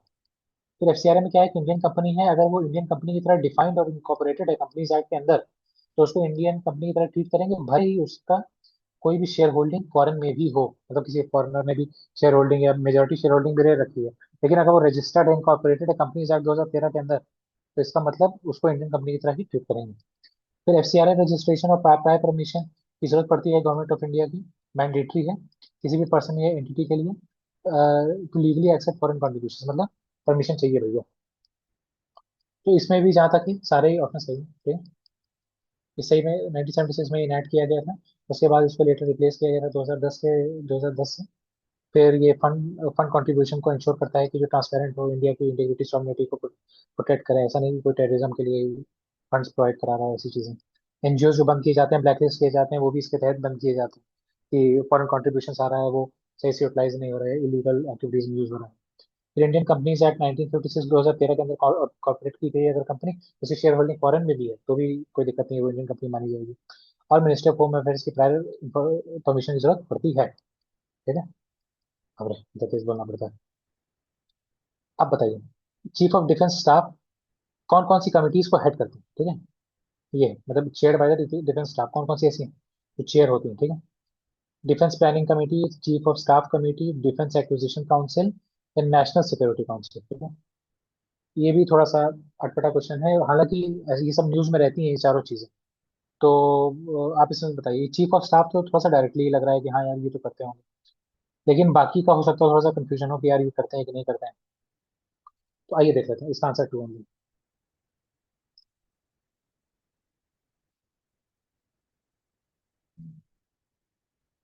तो जो चीफ ऑफ स्टाफ होती है उसको सीडीएस हेड करते हैं। जो डिफेंस प्लानिंग कमेटी होती है उसको एनएसए हेड करता है, नेशनल सिक्योरिटी एडवाइजर, जो अजीत डोभाल जी होती है। उसके बाद डिफेंस एक्विजिशन काउंसिल जो होती है उसको डिफेंस मिनिस्टर लेड करते हैं, चेयर करते हैं, राजनाथ सिंह जी जो है हमारे। और नेशनल सिक्योरिटी काउंसिल जो है उसको प्राइम मिनिस्टर लेड करते हैं, श्री नरेंद्र मोदी जी। और जो एनएसए होते हैं वो सेक्रेटरी की तरह उसमें काम करते हैं। तो जो चीफ ऑफ स्टाफ कमेटी है उसको ही सिर्फ सीडीएस हेड करते हैं हमारे अनिल चौहान जी हैं मेरे ख्याल से, सीडीएस हमारे। ये आप हमें कमेंट सेक्शन में बताइएगा कि कौन है समय हमारे सीडीएस। मेरे ख्याल से तो अनिल चौहान जी हैं। फिर ट्रॉपिकल साइक्लोन्स के बारे में है कि name of the tropical cyclones are assigned by the world meteorological organisation. ठीक है, regional names of the tropical cyclones क्या है? ऑस्ट्रेलिया में इनको ग्रीवली कहते हैं, चाइना में टाइफून, इंडिया में साइक्लोन और यूनाइटेड स्टेट्स में हरिकेन। टाइफून राक्साबी ने फिलीपींस, ताइवान, हांगकांग और सदर्न चाइना को हिट किया था। देख लीजिए, आंसर कीजिए इसका भी आप। ठीक है, तो ये सारे क्वेश्चन आंसर ऑप्शन सही है। वर्ल्ड मेट्रोलॉजिकल ऑर्गेनाइजेशन ही इनका नाम रखती है साइक्लोन्स का। और आप जानते हैं कि वो कुछ 13 वो कंट्रीज हैं, उन्होंने आपस में ढेर सारे नाम बांट रखे हैं, पहले से डिसाइड हैं, उसी के बेसिस पे उसको समय समय पर किया जाता है। तो वो तो जो ये एशिया में जितने भी साइक्लोन्स आते हैं एशियन रीजन में, ये नॉर्थ ईस्ट रीजन में, उसके लिए है। और बाकी वर्ल्ड मेट्रोलॉजिकल ऑर्गेनाइजेशन है यही मेंटेन करती है लिस्ट पे, और वो रोटेशनल बेसिस पे होते रहते हैं। फिर ऑस्ट्रेलिया में willy willy, China Japan Philippines में typhoon, India Bay of Bengal और अरेबियन सी में मतलब एशिया वाले रीजन में साइक्लोन, यूनाइटेड स्टेट्स और अटलांटिक में हरिकेन। ये भी सही है, अभी टाइफून राक्सा न्यूज में था।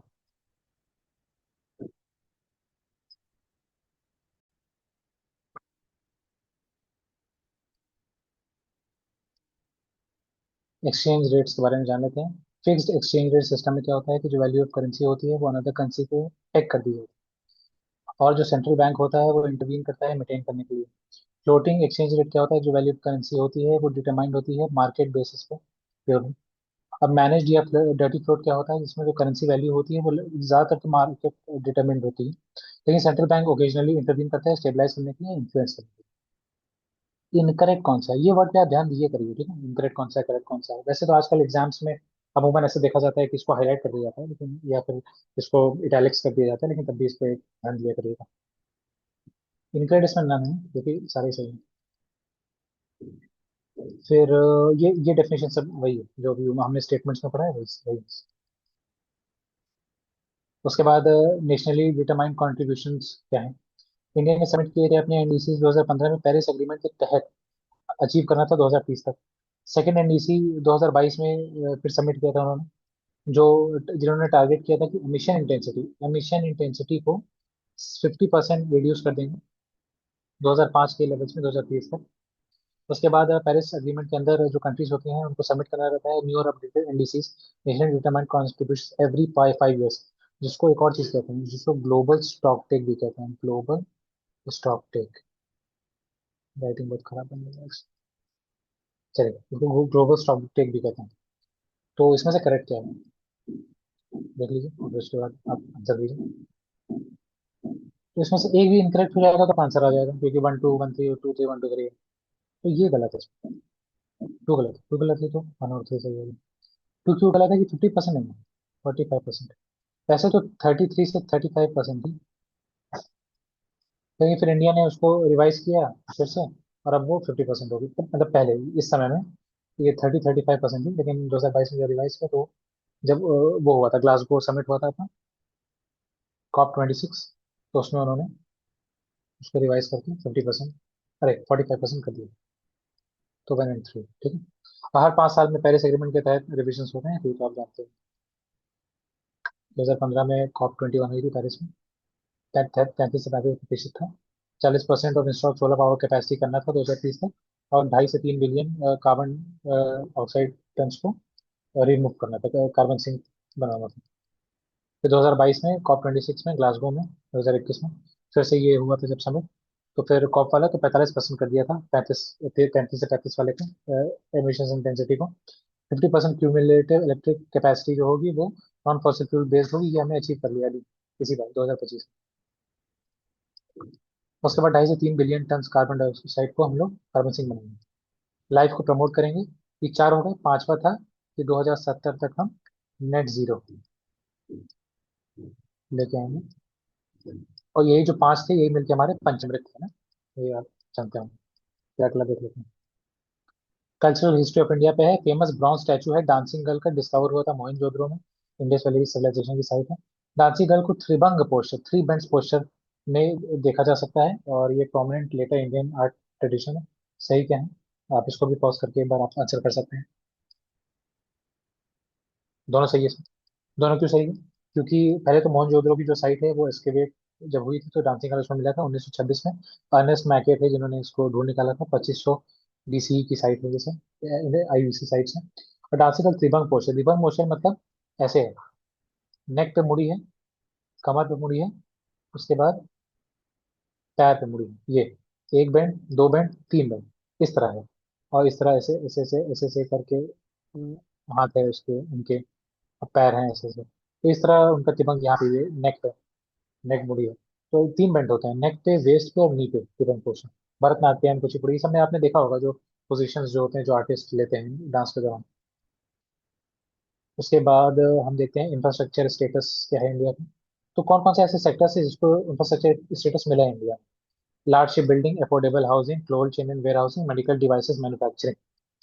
और ये only one, only two, only three, only four वाला जो सीन है, ये बड़ा खतरनाक सीन होता है, तो इसको ध्यान से पढ़ने लायक होता है। हालांकि ये थोड़ा सा मुश्किल है करना, तो इसका जो ऑप्शन है वो ओनली थ्री है, इसको मेडिकल डिवाइसेस वाले को नहीं है। इंफ्रास्ट्रक्चर स्टेटस, इंफ्रास्ट्रक्चर स्टेटस मिलने का मतलब है उनको थोड़ा सा लोन में, लीज में, इस्टेब्लिशमेंट में कंसेशंस, और थोड़ा सा गवर्नमेंट की तरफ से सहूलियत, ये सारी चीजें मिलती हैं। तो ये है। जैसे लार्ज शिप बिल्डिंग है, तो उनको क्या करेंगे कि ट्रांसपोर्ट और लॉजिस्टिक्स कैटेगरी में जो आते हैं, तो उनको इजियर और चीपर फाइनेंसिंग शिप बिल्डिंग में फैसिलिटेट करते हैं। आप जानते हैं लॉजिस्टिक्स कॉस्ट को 14% से रिड्यूस करके उसको करीब 9% तक लेके आना है। वो करीब करीब आ भी गया है, इतना एक आध परसेंट ही ऊपर है बस। तो उसके लिए ये सारे इंफ्रास्ट्रक्चर स्टेटस उनको मिले हैं, अफोर्डेबल हाउसिंग के लिए मिले हैं। ये जो आवास योजना है, ग्रामीण और शहरी और ग्रामीण, ये सब, तो उसके लिए। और बाकी प्राइवेटली जो बिल्ड सेक्टर, वो इंफ्रास्ट्रक्चर है, उसमें भी अफोर्डेबल हाउसिंग हो, उसके लिए भी इनको इंफ्रास्ट्रक्चर स्टेटस दिया गया है। कोल्ड चेन वेयर हाउसिंग के लिए दिया गया है, क्योंकि वो जो आप जानते हैं ना कि मिनिमम सपोर्ट प्राइस MSP देते हैं, तो उसके लिए। और जो FCI है, फूड कॉर्पोरेशन ऑफ इंडिया, उसको वेयर हाउसेस, कोल्ड स्टोरेज बनाने पड़ते हैं। तो ये सारी चीज़ों के लिए दिया गया इंफ्रास्ट्रक्चर स्टेटस, ताकि मैनेजमेंट सही से हो सके, फार्मर्स पे ज़्यादा दबाव न पड़े इन सब चीज़ों का, फूड लॉसेस कम हो, ये सारी चीज़ें। अब मेडिकल डिवाइसेस को वैसे सपोर्ट तो दिया गया है नेशनल मेडिकल डिवाइसेस पॉलिसी के अंदर, प्रोडक्शन लिंक इंसेंटिव के अंदर, लेकिन इनको इंफ्रास्ट्रक्चर स्टेटस अभी तक ऐसा नहीं दिया गया है फॉर्मली, लेकिन तभी गवर्नमेंट बैकिंग इनको मिलती है। उसके बाद हम अगला देख लेते हैं, सेंट्रल पोल्यूशन कंट्रोल बोर्ड के ऊपर है कि 1974 में आया था। इसमें नॉइस पोल्यूशन को भी रिकॉग्नाइज किया गया था 1981 एयर पोल्यूशन के अंदर। उसके बाद CPCB नॉर्म्स के अंदर जो बायोकेमिकल ऑक्सीजन डिमांड है बेबिंग वाटर में, वो 3 मिलीग्राम या उससे कम होनी चाहिए, और ड्रिंकिंग वाटर में करीब 2 मिलीग्राम या उससे कम होनी चाहिए। बायोलॉजिकल ऑक्सीजन डिमांड आप लोग जानते हैं कि जब किसी भी वाटर बॉडी में गंदगी ज्यादा बढ़ती है, तो गंदगी ज्यादा बढ़ने का मतलब है कि ऑर्गेनिज्म ज्यादा पनपते हैं, जो ऑर्गेनिज्म ज्यादा पनपेंगे तो रेस्पिरेशन ज्यादा करेंगे, रेस्पिरेशन ज्यादा करेंगे तो उनको ऑक्सीजन की डिमांड ज्यादा होगी। तो बायोलॉजिकल ऑक्सीजन ऑक्सीजन डिमांड का बढ़ने का मतलब है कि उसमें गंदगी ज्यादा हो रही है, यूट्रोफिकेशन और ये सब आपने सुन रखा होगा टर्म्स। तो गंदगी ज्यादा हो रही है तो BOD ज्यादा है, इसका मतलब BOD कम करना होगा तो गंदगी कम नहीं होगी हमें। इसका मतलब अगर कम BOD जाएगा तो हम स्ट्रिक्टेड लेवल्स की तरफ जा रहे हैं ना। मतलब पीने वाला पानी में जाहिर सी बात है गंदगी नहाने वाले से तो बहुत ही कम होनी चाहिए, तो इसलिए उसका बीओडी भी कम होना चाहिए। ये कह रहा है ऐसा। उसके बाद डब्ल्यू एच ओ कहते हैं कि जो एवरेज नॉइज लेवल्स है वो 55 डेसिबल के ऊपर नहीं जाने चाहिए डे टाइम में, और 40 डेसिबल के ऊपर नाइट और रेसिडेंशियल एरियाज। ये तो तीनों ही सही लग रहा है। ये तीनों ही सही है, और वही वही सारी चीजें इसमें भी हैं। दूसरा देख लीजिए। फिर अमोनिया प्रोडक्शन के ऊपर है क्वेश्चन, एक बार देख लेते हैं हम लोग। फिर ब्लू और ग्रीन अमोनिया क्या करते हैं, वो कार्बन एमिशंस को रिड्यूस करने का काम करते हैं compare to conventional ammonia production, मतलब जो ग्रे अमोनिया या ये सब होते हैं उसके कंपैरिजन में। फिर ग्रीन अमोनिया क्या करता है कि एंटायरली रिन्यूएबल एनर्जी का यूज करता है। ब्लू अमोनिया क्या करता है, फॉसिल फ्यूल को इन्वॉल्व करता है लेकिन कार्बन कैप्चर टेक्नोलॉजीज का यूज करता है। मतलब फॉसिल फ्यूल से तो जनरेट करता है अमोनिया, लेकिन फिर कार्बन कैप्चर करके उसको नेट उसका जो होता है उसको जीरो करने की कोशिश करता है।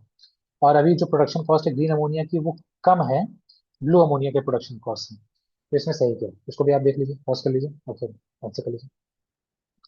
तो इसमें सही 1 और 2 ही है, क्योंकि हम जानते हैं कि अभी ये सारे नेसेंट स्टेज में है जो भी टेक्नोलॉजीज हैं, जो अच्छी अच्छी रिन्यूएबल एनर्जी टेक्नोलॉजीज आ रही हैं। तो नेसेंट स्टेज में होने का मतलब एक ज़्यादा बड़े लेवल पर प्रोडक्शन नहीं हो पा रहा है, रिसोर्स क्रंच है, ये सारी चीज़ें हैं। तो कॉस्ट इनकी बढ़ी जाती है पर यूनिट प्रोडक्शन में, तो कॉस्ट ज़्यादा ही है, कॉस्ट कम तो नहीं होगी ग्रीन की। यही ये कह रहा है। CO2 को कैप्चर करता है ब्लू अमोनिया, और ग्रीन अमोनिया ग्रे अमोनिया जो होता है वो फॉसिल फ्यूल से ही जनरेट किया जाता है, नेचुरल गैस से। फिर सॉरी हाँ, नेचुरल गैस से जनरेट किया जाता है फॉसिल फ्यूल से। उसके बाद हाँ, ग्रीन अमोनिया ब्लू अमोनिया हो गया। फिर इसके बाद ग्रे अमोनिया चीपेस्ट हो रहा है, उसी का इस्तेमाल अभी हो भी रहा है। फिर ब्लू अमोनिया क्या है, 20 30% मोर कॉस्टली है ग्रे अमोनिया से। और ग्रीन अमोनिया करीब 2 से 3 गुना ज्यादा कॉस्टली। 2 से 3 गुना मतलब 20 30% ज्यादा कॉस्टली है, तो 2 से 3 गुना मतलब 200 300% ज्यादा कॉस्टली है। ये 38 क्वेश्चन हो गया है, चलो हो गया है, जो छोटा कर लेते हैं। हाँ, अब देखिए ये सारे प्लान्स दिए हैं जो हमारे इंडिपेंडेंस के समय या उसके बाद आए थे इंडस्ट्री को और हमारा जो वो इकोनॉमी है उसको सुधारने के लिए। कौन से एसोसिएटेड, कौन से प्रोमिनेंट्स हैं, उनकी बात की हुई है। तो एक बार मिला लेते हैं जल्दी से। तो Visvesvaraya plan, Bombay plan, people's plan, Sarvodaya plan. M N Roy industries, JRD Tata, GD Birla, Visvesvaraya ji और नारायण जी। तो इसमें क्या हो सकता है, तो पहले सबसे पहले पॉज कर लीजिए, आप खुद ही इसको अटेंड कर लीजिए। उसके बाद फिर अब हम भी ट्राई कर लेते हैं। तो विश्वेश्वरैया प्लान तो विश्वेश्वरैया जी ने दिया होगा। तीन, एक का तीन, एक का तीन दो है यहाँ पे, ए में भी एक का तीन है और बी में भी एक का तीन। उसके बाद आपने ये बॉम्बे प्लान के बारे में बहुत सुना होगा। तो बॉम्बे प्लान इंडस्ट्रियलिस्ट जो थे उन्होंने मिलकर बनाया था, मतलब B का 2 होना चाहिए। B का 2, B का 2 किसमें है, B का 2 इसमें है, B का 2 इसमें नहीं है, इसका ए है इसका answer. A3 B2 C1 D4। People's plan C1 M N Roy जी ने बनाया था, और सर्वोदय प्लान JP नारायण ने बनाया था। तो JP नारायण तो बात भी करते थे इसकी, पॉवर्टी की, सर्वोदय की, रेवोल्यूशन की। तो ठीक लग रहा है ये चीज। ये सारे उनके नाम दिए हैं कि हाँ, एम विश्वेश्वरैया जी थे, उन्होंने बुक लिखी थी प्लान्ड इकोनॉमी ऑफ इंडिया। ये इंपॉर्टेंट चीज है, इसको भी ध्यान में रखिए।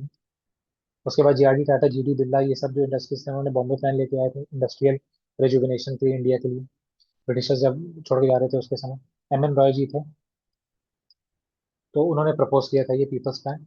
और सर्वोदय प्लान JP नारायण जी ने प्रपोज किया था गांधी प्रिंसिपल्स पे बेस्ड। उसके बाद 1 in 1 out का अनाउंसमेंट हुआ है, किन 2 कंट्रीज के बीच में हुआ है, जिसको भी आप अटेंड कर सकते हैं। 3 2 1, चलिए हम अटेंड करते हैं। तो UK और फ्रांस के बीच में होगा। इनके बीच में क्या हुआ है कि मतलब जो भी हमारे जैसे वो होते हैं ना, क्या बोलते हैं, जो माइग्रेंट्स होते हैं, जो माइग्रेंट लोग होते हैं ना, जिन्होंने वो ले रखा है वहाँ पे, असाइलम ले रखा है, असाइलम सीकर्स होते हैं। तो कुछ इलेजिमेट होते हैं, कुछ लेजिटिमेट होते हैं। लेजिटिमेट मतलब वो भाग के आ गए हैं समुद्री किनारे से। डंकी रूट के बारे में आपने सुना होगा, तो ये सारी चीजें। कुछ लेजिटिमेट होते हैं कि मतलब सही से सही में उनका परसिक्यूशन हो रहा है, उनके फैमिली, मतलब उनके फैमिली का या उनकी सोसाइटी का, उनके किन का, तो उसकी वजह से वो भाग के आ रहे हैं वहां से। तो जो लेजिटिमेट होते हैं, सही तरीके से रह रहे हैं वहां पे, और मतलब असाइलम सीख कर रहे हैं सही तरीके से, और उनके कुछ एसोसिएशन है, मतलब उनके कुछ रिलेटिव्स हैं, वो सब भी हैं जो रेसिडेंट हैं उस असाइलम गिविंग कंट्री के। तो फिर उनको लेजिटिमेट माना जाता है, तो उनको जो सिटीजनशिप है वो प्रोवाइड की जा सकती है। जैसे इंडिया अभी कह रहा था कि हम पाकिस्तान, अफगानिस्तान, बांग्लादेश से आए हुए जितने भी शरणार्थी हैं उनको हम अपना सिटीजनशिप अमेंडमेंट एक्ट में सिटीजनशिप दे देंगे, ऐसा कहते हैं। तो उसी तरीके से ये सीन इनका भी है। तो UK और फ्रांस ने आपस में गठबंधन ये किया है कि आपके हमारे बीच में जो भी कोई भी असाइलम सीकर होगा, अगर वो लेजिटिमेट है तो हम क्या करेंगे, कि हम एक लेजिटिमेट को अंदर लेंगे और एक इलेजिटिमेट को बाहर वापस कर देंगे आपके देश में। तो वन इन वन आउट वाला प्रिंसिपल हम लगा के रखेंगे। उससे क्या होगा कि जो लोग होंगे वो इलेजिटिमेट तरीके से नहीं, लेजिटिमेट तरीके से असाइलम सीख करने की कोशिश करेंगे। तो थोड़ा सा प्रॉब्लम कम क्रिएट होगी। तो वही है इसमें बस। उसके बाद ये फेंटेनिल है, न्यूज में था कि इसमें इसको बेस्ट डिस्क्राइब कैसे किया जाता है। तो अच्छा, इसका एक और ट्रिक है। इस तरह के स्टेटमेंट्स होते हैं जो उसमें सबसे बड़ा स्टेटमेंट होता है ना, बहुत बार वो भी आंसर निकल जाता है। तो देखते हैं इसमें ऐसा है कि नहीं। सिंथेटिक ओपियोइड है। ओपियोइड मतलब वो जो वो होता है ओपीएम से जो बनता है, और नशा नशीले पदार्थ ड्रग जैसे होते हैं। तो स्ट्रॉन्गर देन मॉर्फिन, मॉर्फिन भी एक तरह का ओपियोइड है, उससे भी स्ट्रॉन्ग होता है। और ग्लोबल ड्रग क्राइसिस का ये चिंता है बना हुआ है। यूनिट डेवलप्ड एंटीवायरल ड्रग है कोविड 19 की ट्रीट करने के लिए। पेस्टिसाइड बैंड है स्टॉकहोम कन्वेंशन के तहत। और रेयर अर्थ एलिमेंट है सेमीकंडक्टर मैन्युफैक्चरिंग के लिए। fentanyl है तो यही है। ठीक है। 50 से 100 गुना ज्यादा स्ट्रॉन्गर होता है मॉर्फिन के, मतलब आप मॉर्फिन का आप 50 या 100 कंसंट्रेशन का कोई चीज लेंगे, इसका एक भी लेंगे तो भी चल जाएगा, उतना ही आपको इफेक्ट होगा ऐसा। तो ये चीज सही नहीं है, ये चीज नहीं करनी चाहिए, ये चीज बहुत ही खराब है। एक एक नशा जो आपको होना चाहिए वो सिर्फ अपने तरक्की का होना चाहिए, अपनी प्रोग्रेस का होना चाहिए, अपने माता पिता को खुश देखने का होना चाहिए।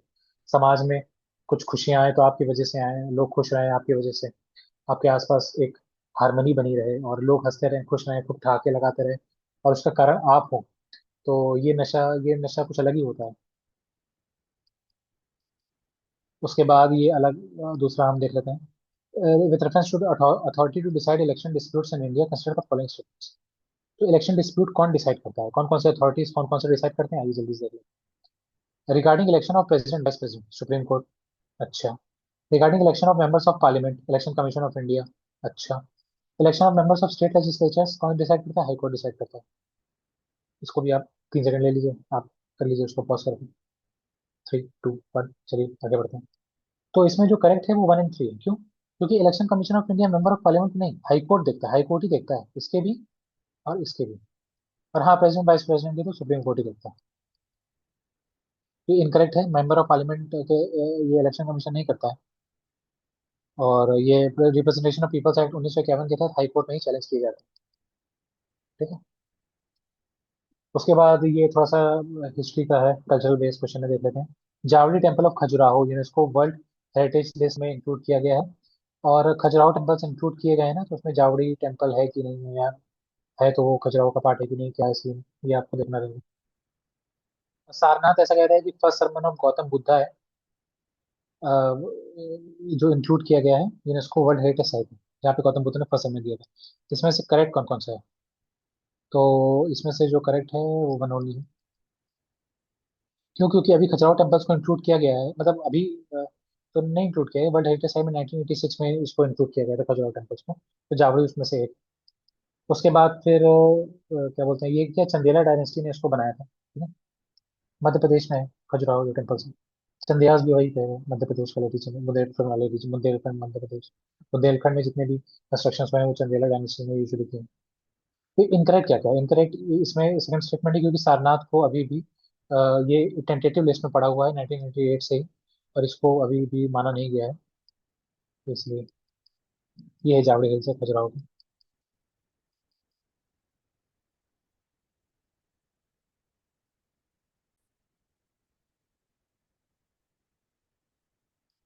चलिए अब इसको देख लेते हैं, अगला क्वेश्चन।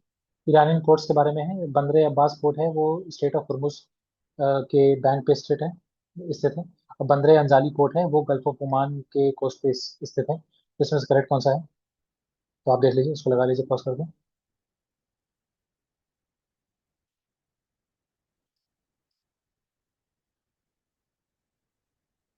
तो ये मेरे ख्याल से इसमें पहला जो है वो आपका करेक्ट है। हाँ, पहला ही करेक्ट है।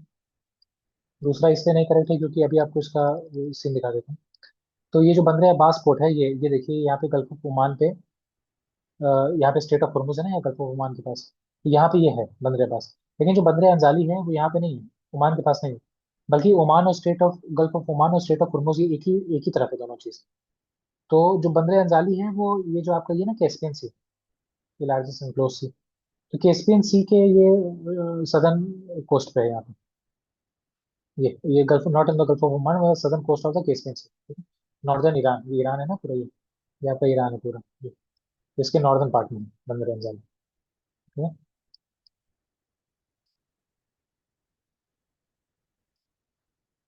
उसके बाद अगला देखते हैं, ग्राउंड ब्रेकिंग स्टडी एक हुई है नेचर में। नेचर एक जर्नल है जो यही सब क्या बोलते हैं, science and technology environment in सब के बारे में उसमें जो जर्नल्स रिलीज होते हैं।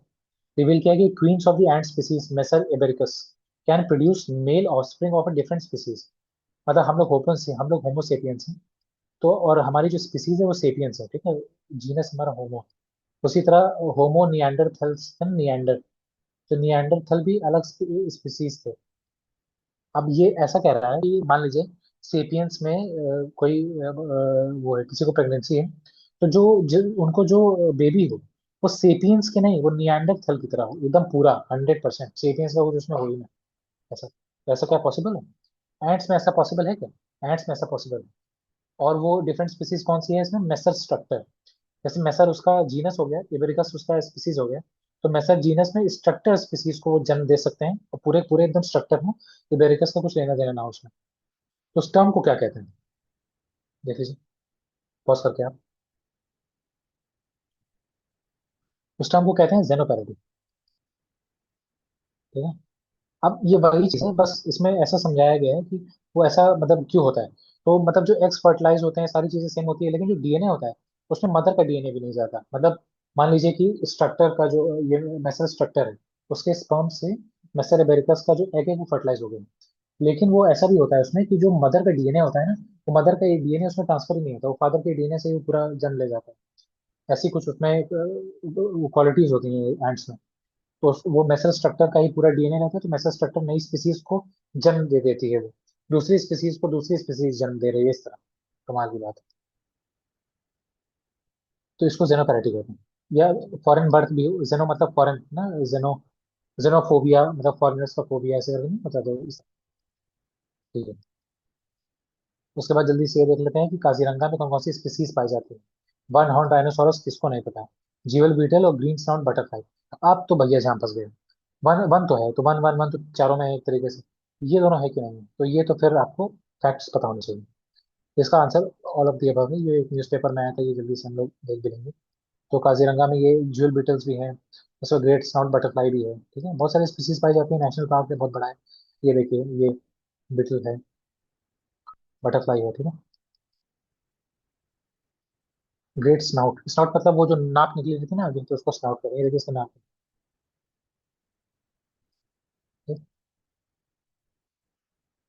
उसके बाद हड़प्पन इंडस्ट्रीज के बारे में देख लेते हैं। Harappan script sometimes written in the बॉस्टो स्टाइल। बॉस्टो मतलब एक बार ऐसे लिखेंगे, फिर एक बार ऐसे लिखेंगे, फिर एक बार ऐसे लिखेंगे, फिर एक बार ऐसे लिखेंगे, इस तरह। ऐसे जिगजैग वे में चलते हैं हम लोग में। क्या होता है? Left right left right left right, ऐसे होता है। Script has been fully deciphered revealing fully deciphered revealing links with Mesopotamia. ठीक है। Inscription comprising 10 last side Harappan scripts found in Dholavira. तो ये पहला मतलब ठीक है ना। अब पहले आप इसको शॉर्ट में देख लीजिए आराम से। तो पहला तो ठीक, तीसरा भी ठीक, दूसरा वाला ठीक नहीं है। तो 1 and 3। बॉस्टोपेडन में होता है right to left one line, फिर दूसरी लाइन लेफ्ट टू राइट। उसके बाद अनडिसाइफर्ड है, ठीक है? उसके बाद धोलावीरा मिला, ऐसे बड़ा सा साइन बोर्ड मिला, इतना बड़ा ऐसा साइन बोर्ड मिला है। उसमें ऐसे XOI, इस तरह करके चीजें लिखी हुई हैं, 10 10 उसमें इंडिकेशन। कार्लसबर्ग रिज, रिज आप जानते हैं, जो धरती के अंदर जो ओशनिक प्लेट ऐसे जब एक दूसरे से मिलती हैं उसमें, तो वहां पे कहीं मिलेंगी तो कहीं पे अलग भी होंगी, कहीं पे अलग भी होंगी। कहीं पे अलग होती है तो वहाँ फिशर होता है, ऐसे ऐसे फिर फिशर करके शील्ड वॉल्केनो बनता है। तो फिशर होता है तो यहाँ पे ऐसे ऐसे लाइन जैसे आ जाती है, ऐसे ऐसे फिशर वाली लंबी सी। तो उसी को रिज कहते हैं। वहाँ पे उठा हुआ पोर्शन मतलब रिज, ऐसे ऐसे ऐसे उठा हुआ पोर्शन, इस तरह उठा रहता है जमीन। तो ये कार्लसबर्ग रिज, लेकिन ये है कहाँ? तो आप इसको स्टॉप कर दीजिए।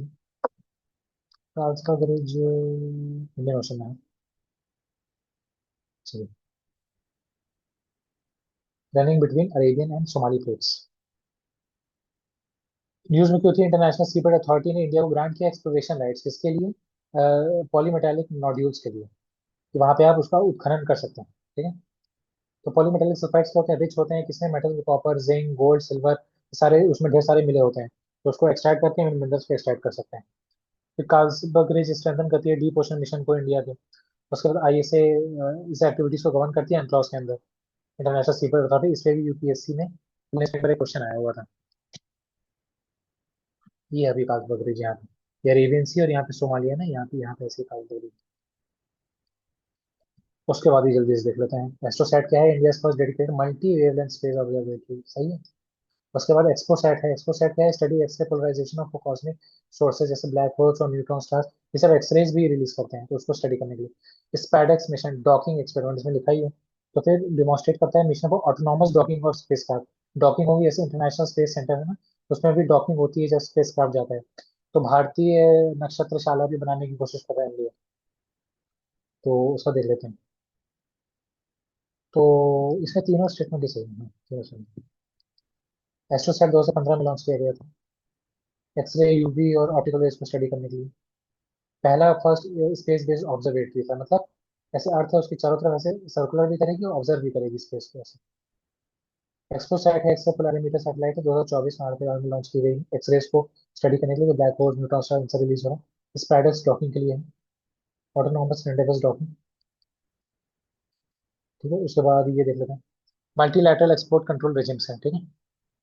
वासना अरेंजमेंट है किसके लिए? कन्वेंशनल आर्म्स के लिए, dual use goods and technologies के लिए। ऑस्ट्रेलिया ग्रुप है जो केमिकल्स के बायोलॉजिकल वेपन्स के स्प्रेड को रोकता है। मिसाइल टेक्नोलॉजी कंट्रोल रीजन है जो रिस्ट्रिक्ट करता है proliferation of missiles, unmanned aerial vehicles, UAV, drone वगैरह ये सब। और इंडिया कह रहा है कि ये न्यूक्लियर सप्लायर ग्रुप्स का मेंबर है। इसमें से क्या क्या करेक्ट? तो बहुत से लोग को तो वैसे पता होगा एक चीज, आप देख लीजिए इसको स्टॉप करके, लगा के देख लीजिए। उसके बाद बहुत से लोगों को पता होगा कि ये चीज सही नहीं है, फोर, तो फोर हटा दिया, फोर हटा दिया, फोर हटा दिया, 1 3 है, 1 2 3 है। तो इसमें 1 2 3 आंसर। तो ये सब जनरल स्टेटमेंट बता रहे हैं कि हाँ इसको इसको प्रोटेक्ट करता है, तो यहाँ पे आप समझ सकते हैं कि हाँ अच्छा ठीक है, हाँ ये सही हो सकता है, ये सही हो सकता है। इंडिया की डायरेक्ट बात कह दी, तो अगर आपको पता है, अगर आप आंसर करिए। 1 2 3 करेक्ट। वासा अरेंजमेंट था 1996 में, ठीक है। इंडिया मेंबर बना था 2017 में, ये याद रखने वाली बात। ऑस्ट्रेलिया में 1985 में था, इंडिया मेंबर बना था 2018 में। उसके बाद इंडिया ने ज्वाइन किया था मिसाइल टेक्नोलॉजी कंट्रोल रीजन 1987 में, जो बना था 2016 में। ये 500 केजी के पेलोड और 300 किलोमीटर की रेंज तक के जो भी missiles and man aerial vehicles हैं उनको प्रतिबंध लगाने की बात करता है कि उसको लिमिटेड करो। और इंडिया एनएसजी का मेंबर नहीं है, चाइना ने बहुत ज्यादा उसको अपोज किया है। एनएसजी 1974 में बन गया, जैसे इंडिया ने परमाणु परीक्षण किया था। ग्रेविटेशनल वेव्स क्या? पहले प्रिडिक्ट किया गया था अल्बर्ट आइंस्टाइन के द्वारा 1916 में जनरल थ्योरी ऑफ रिलेटिविटी में। 2015 में लीगो ने laser interferometer gravitational wave observatory, LIGO, USA में पहली बार डिटेक्ट हुआ था, दो ब्लैक होल्स मर्ज हुए थे उसके तहत। ग्रेविटेशनल वेव्स होती क्या है? आपको पता है कि जो हमारा जो आउटर स्पेस है, कहते हैं कि जो ग्रेविटी होती है, तो ये जो ग्रेविटी होती है एक तरीके से ये हमें दिखती नहीं है, लेकिन ये किसी ना किसी फॉर्म में प्रेजेंट है। और जब भी कोई बड़ी सी बड़ी, जैसे दो ब्लैक होल्स आपस में जुड़े टकराए, तो इतना ज्यादा ह्यूज इम्पैक्ट होता है कि उसकी वजह से जो ग्रेविटेशनल जो वेव्स होती हैं, मतलब जो ग्रेविटेशनल वेव्स जो हमें दिख नहीं रही, जो ग्रेविटी एक तरीके से जो फोर्स है, वो फोर्स में रिपल्स आने लगते हैं।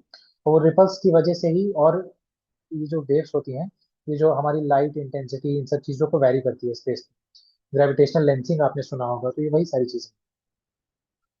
तो ये डिटेक्ट हुई थी पहली बार 2015 में। इंडिया ने सेटअप किया है लीगो ऑब्जर्वेटरी महाराष्ट्र में, part of the global network study gravitational waves. इसको भी आप रोक के स्टॉप करके देख सकते हैं। And the correct answer is D, तीनों सही। आइंस्टाइन जी ने प्रेडिक्ट किया था 1916 में। 2015 में लीगो यूएसए में उसने डिटेक्ट किया था। और दो टू ब्लैक होल्स मर्ज हुए थे 1.3 बिलियन लाइट ईयर्स पहले। और उसके बाद लीगो इंडिया प्रोजेक्ट है हिंगोली महाराष्ट्र में, जो डेवलप किया जा रहा है।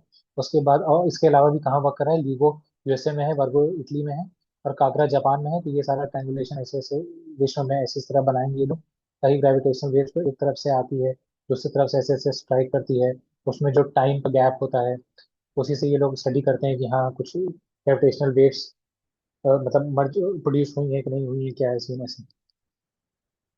तो ये हमारे 50 क्वेश्चन पूरे हो गए हमारे यूपीएससी के। अब हम थोड़े से शॉर्ट नोट्स भी देख लेते हैं कि क्या क्या थे न्यूज़ में। हालांकि बहुत ज्यादा वो वैसे इंपॉर्टेंट नहीं, जो इंपॉर्टेंट थे हमने उसको कवर कर दिया आपके क्वेश्चन में। लेकिन हम अब कोशिश रहेगी हमारी अगले मंथ से हम इसको थोड़ा सा और एक्सपैंड करके चलें। और ज़्यादा क्वेश्चंस को भी हम कवर करें, ताकि आपको थोड़ा सा प्रैक्टिस और अच्छी हो सके। तो न्यूज़ इन शॉर्ट्स एक बार देख लेते हैं जल्दी से।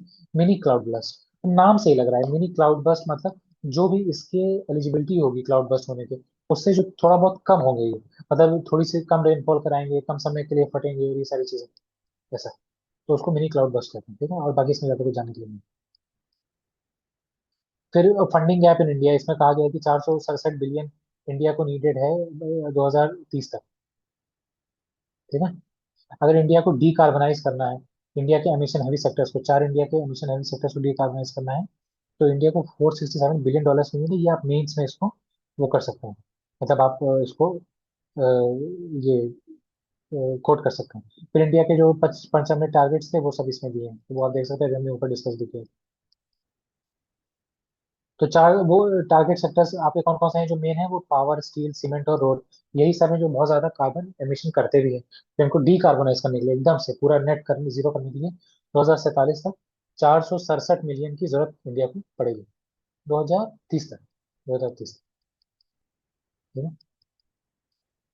उसके बाद ग्रीन क्रेडिट के न्यू रूल्स आए हुए हैं। उसमें ग्रीन क्रेडिट प्रोग्राम एक बनाया गया है 5 साल का, इससे मेथोडोलॉजी रिवाइज की गई है। जैसे ग्रीन क्रेडिट क्या होता है कि जैसे जो लोग पेड़ पौधे लगा रहे हैं, प्लांट्स लगा रहे हैं, ये सारी चीजें लगा रहे हैं, तो उनको ग्रीन क्रेडिट मिलता है, जो इंडस्ट्रीज हैं वो लगा रही है ना, मतलब जो कंपनसेटरी फंड के नाम पे ये सारी चीजें। लेकिन वो 5 साल बाद दिया जाएगा, मतलब पहले 5 साल तक उनकी परफॉर्मेंस देखी जाएगी। ऐसा नहीं कि लगाया तो उनको तुरंत ग्रीन क्रेडिट्स आपने ऑफर कर दिए, बाद में उसी में उन्होंने फिर से बिल्डिंग खड़ी कर दी। तो ये सारी चीजें नहीं है, ये सारे इसको आप पेपर देख लीजिए। उसके बाद कैंसर डेटा है इंडिया का।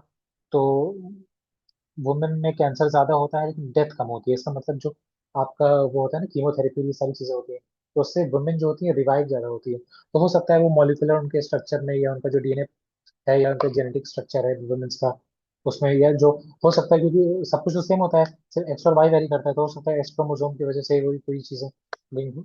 तो वो सारी चीजें स्टडी का एक पार्ट है, उसमें कुछ अगर स्टडी आती है तो वो भी पता चल जाएगा। हालांकि ये वो है, सिर्फ एक कॉन्सेप्ट है, मतलब एक फैक्ट है।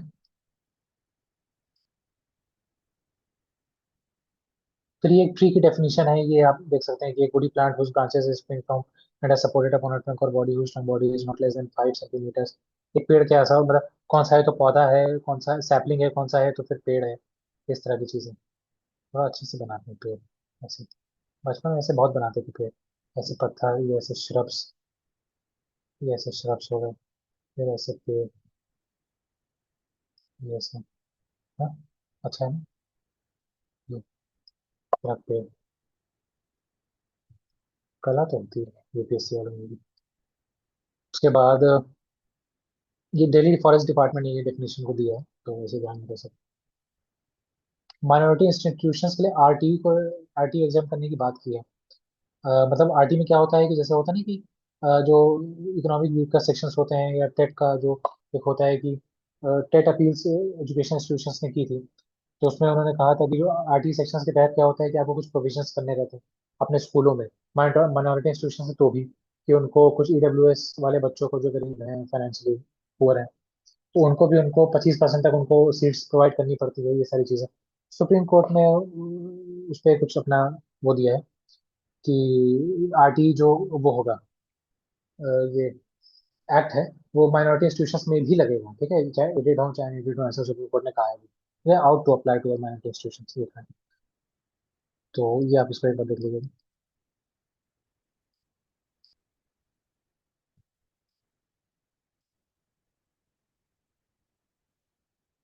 फिर ये centres approval for environment auditors, मतलब ऐसे भी लोग होने चाहिए जो एनवायरमेंट के लिए ऑडिट करें कि जो कंपनीज है वो एनवायरमेंटली कितनी सस्टेनेबल है, कितनी अच्छी है, क्या है। तो इसमें नए रूल्स आए हैं, ये तो मेन्स का ही पार्ट है, वैसे आप इसको एक बार रीड कर लीजिएगा।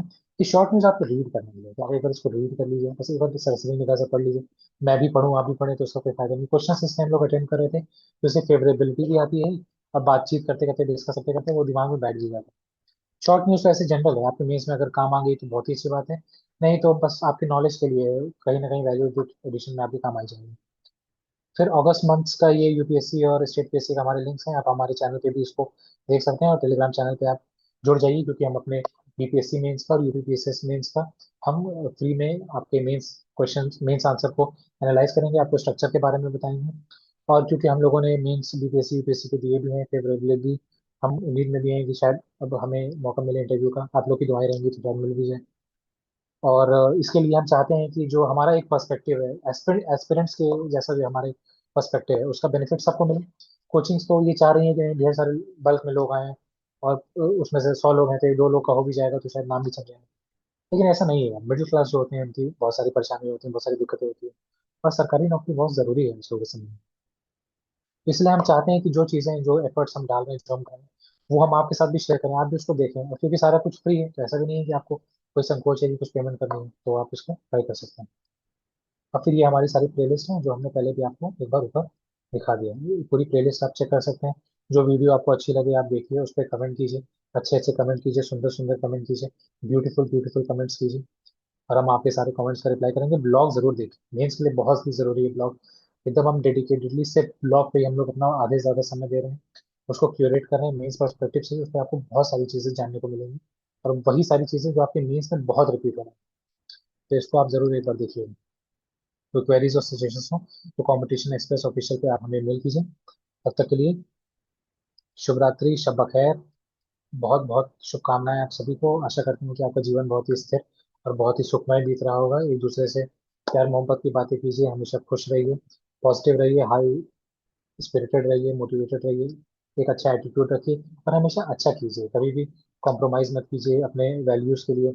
और एक दूसरे से अच्छा व्यवहार कीजिए। देखिए दुनिया बहुत ही बड़ी है, अगर एक साथ मिला के नहीं चलेंगे तो आपको हो सकता हो आज कोई सी चीज़ में आपको फायदा मिल जाए, लेकिन आगे चल के आपको नुकसान भी झेलना पड़ सकता है, आपको नहीं तो आपसे जुड़े लोगों को नुकसान झेलना पड़ सकता है।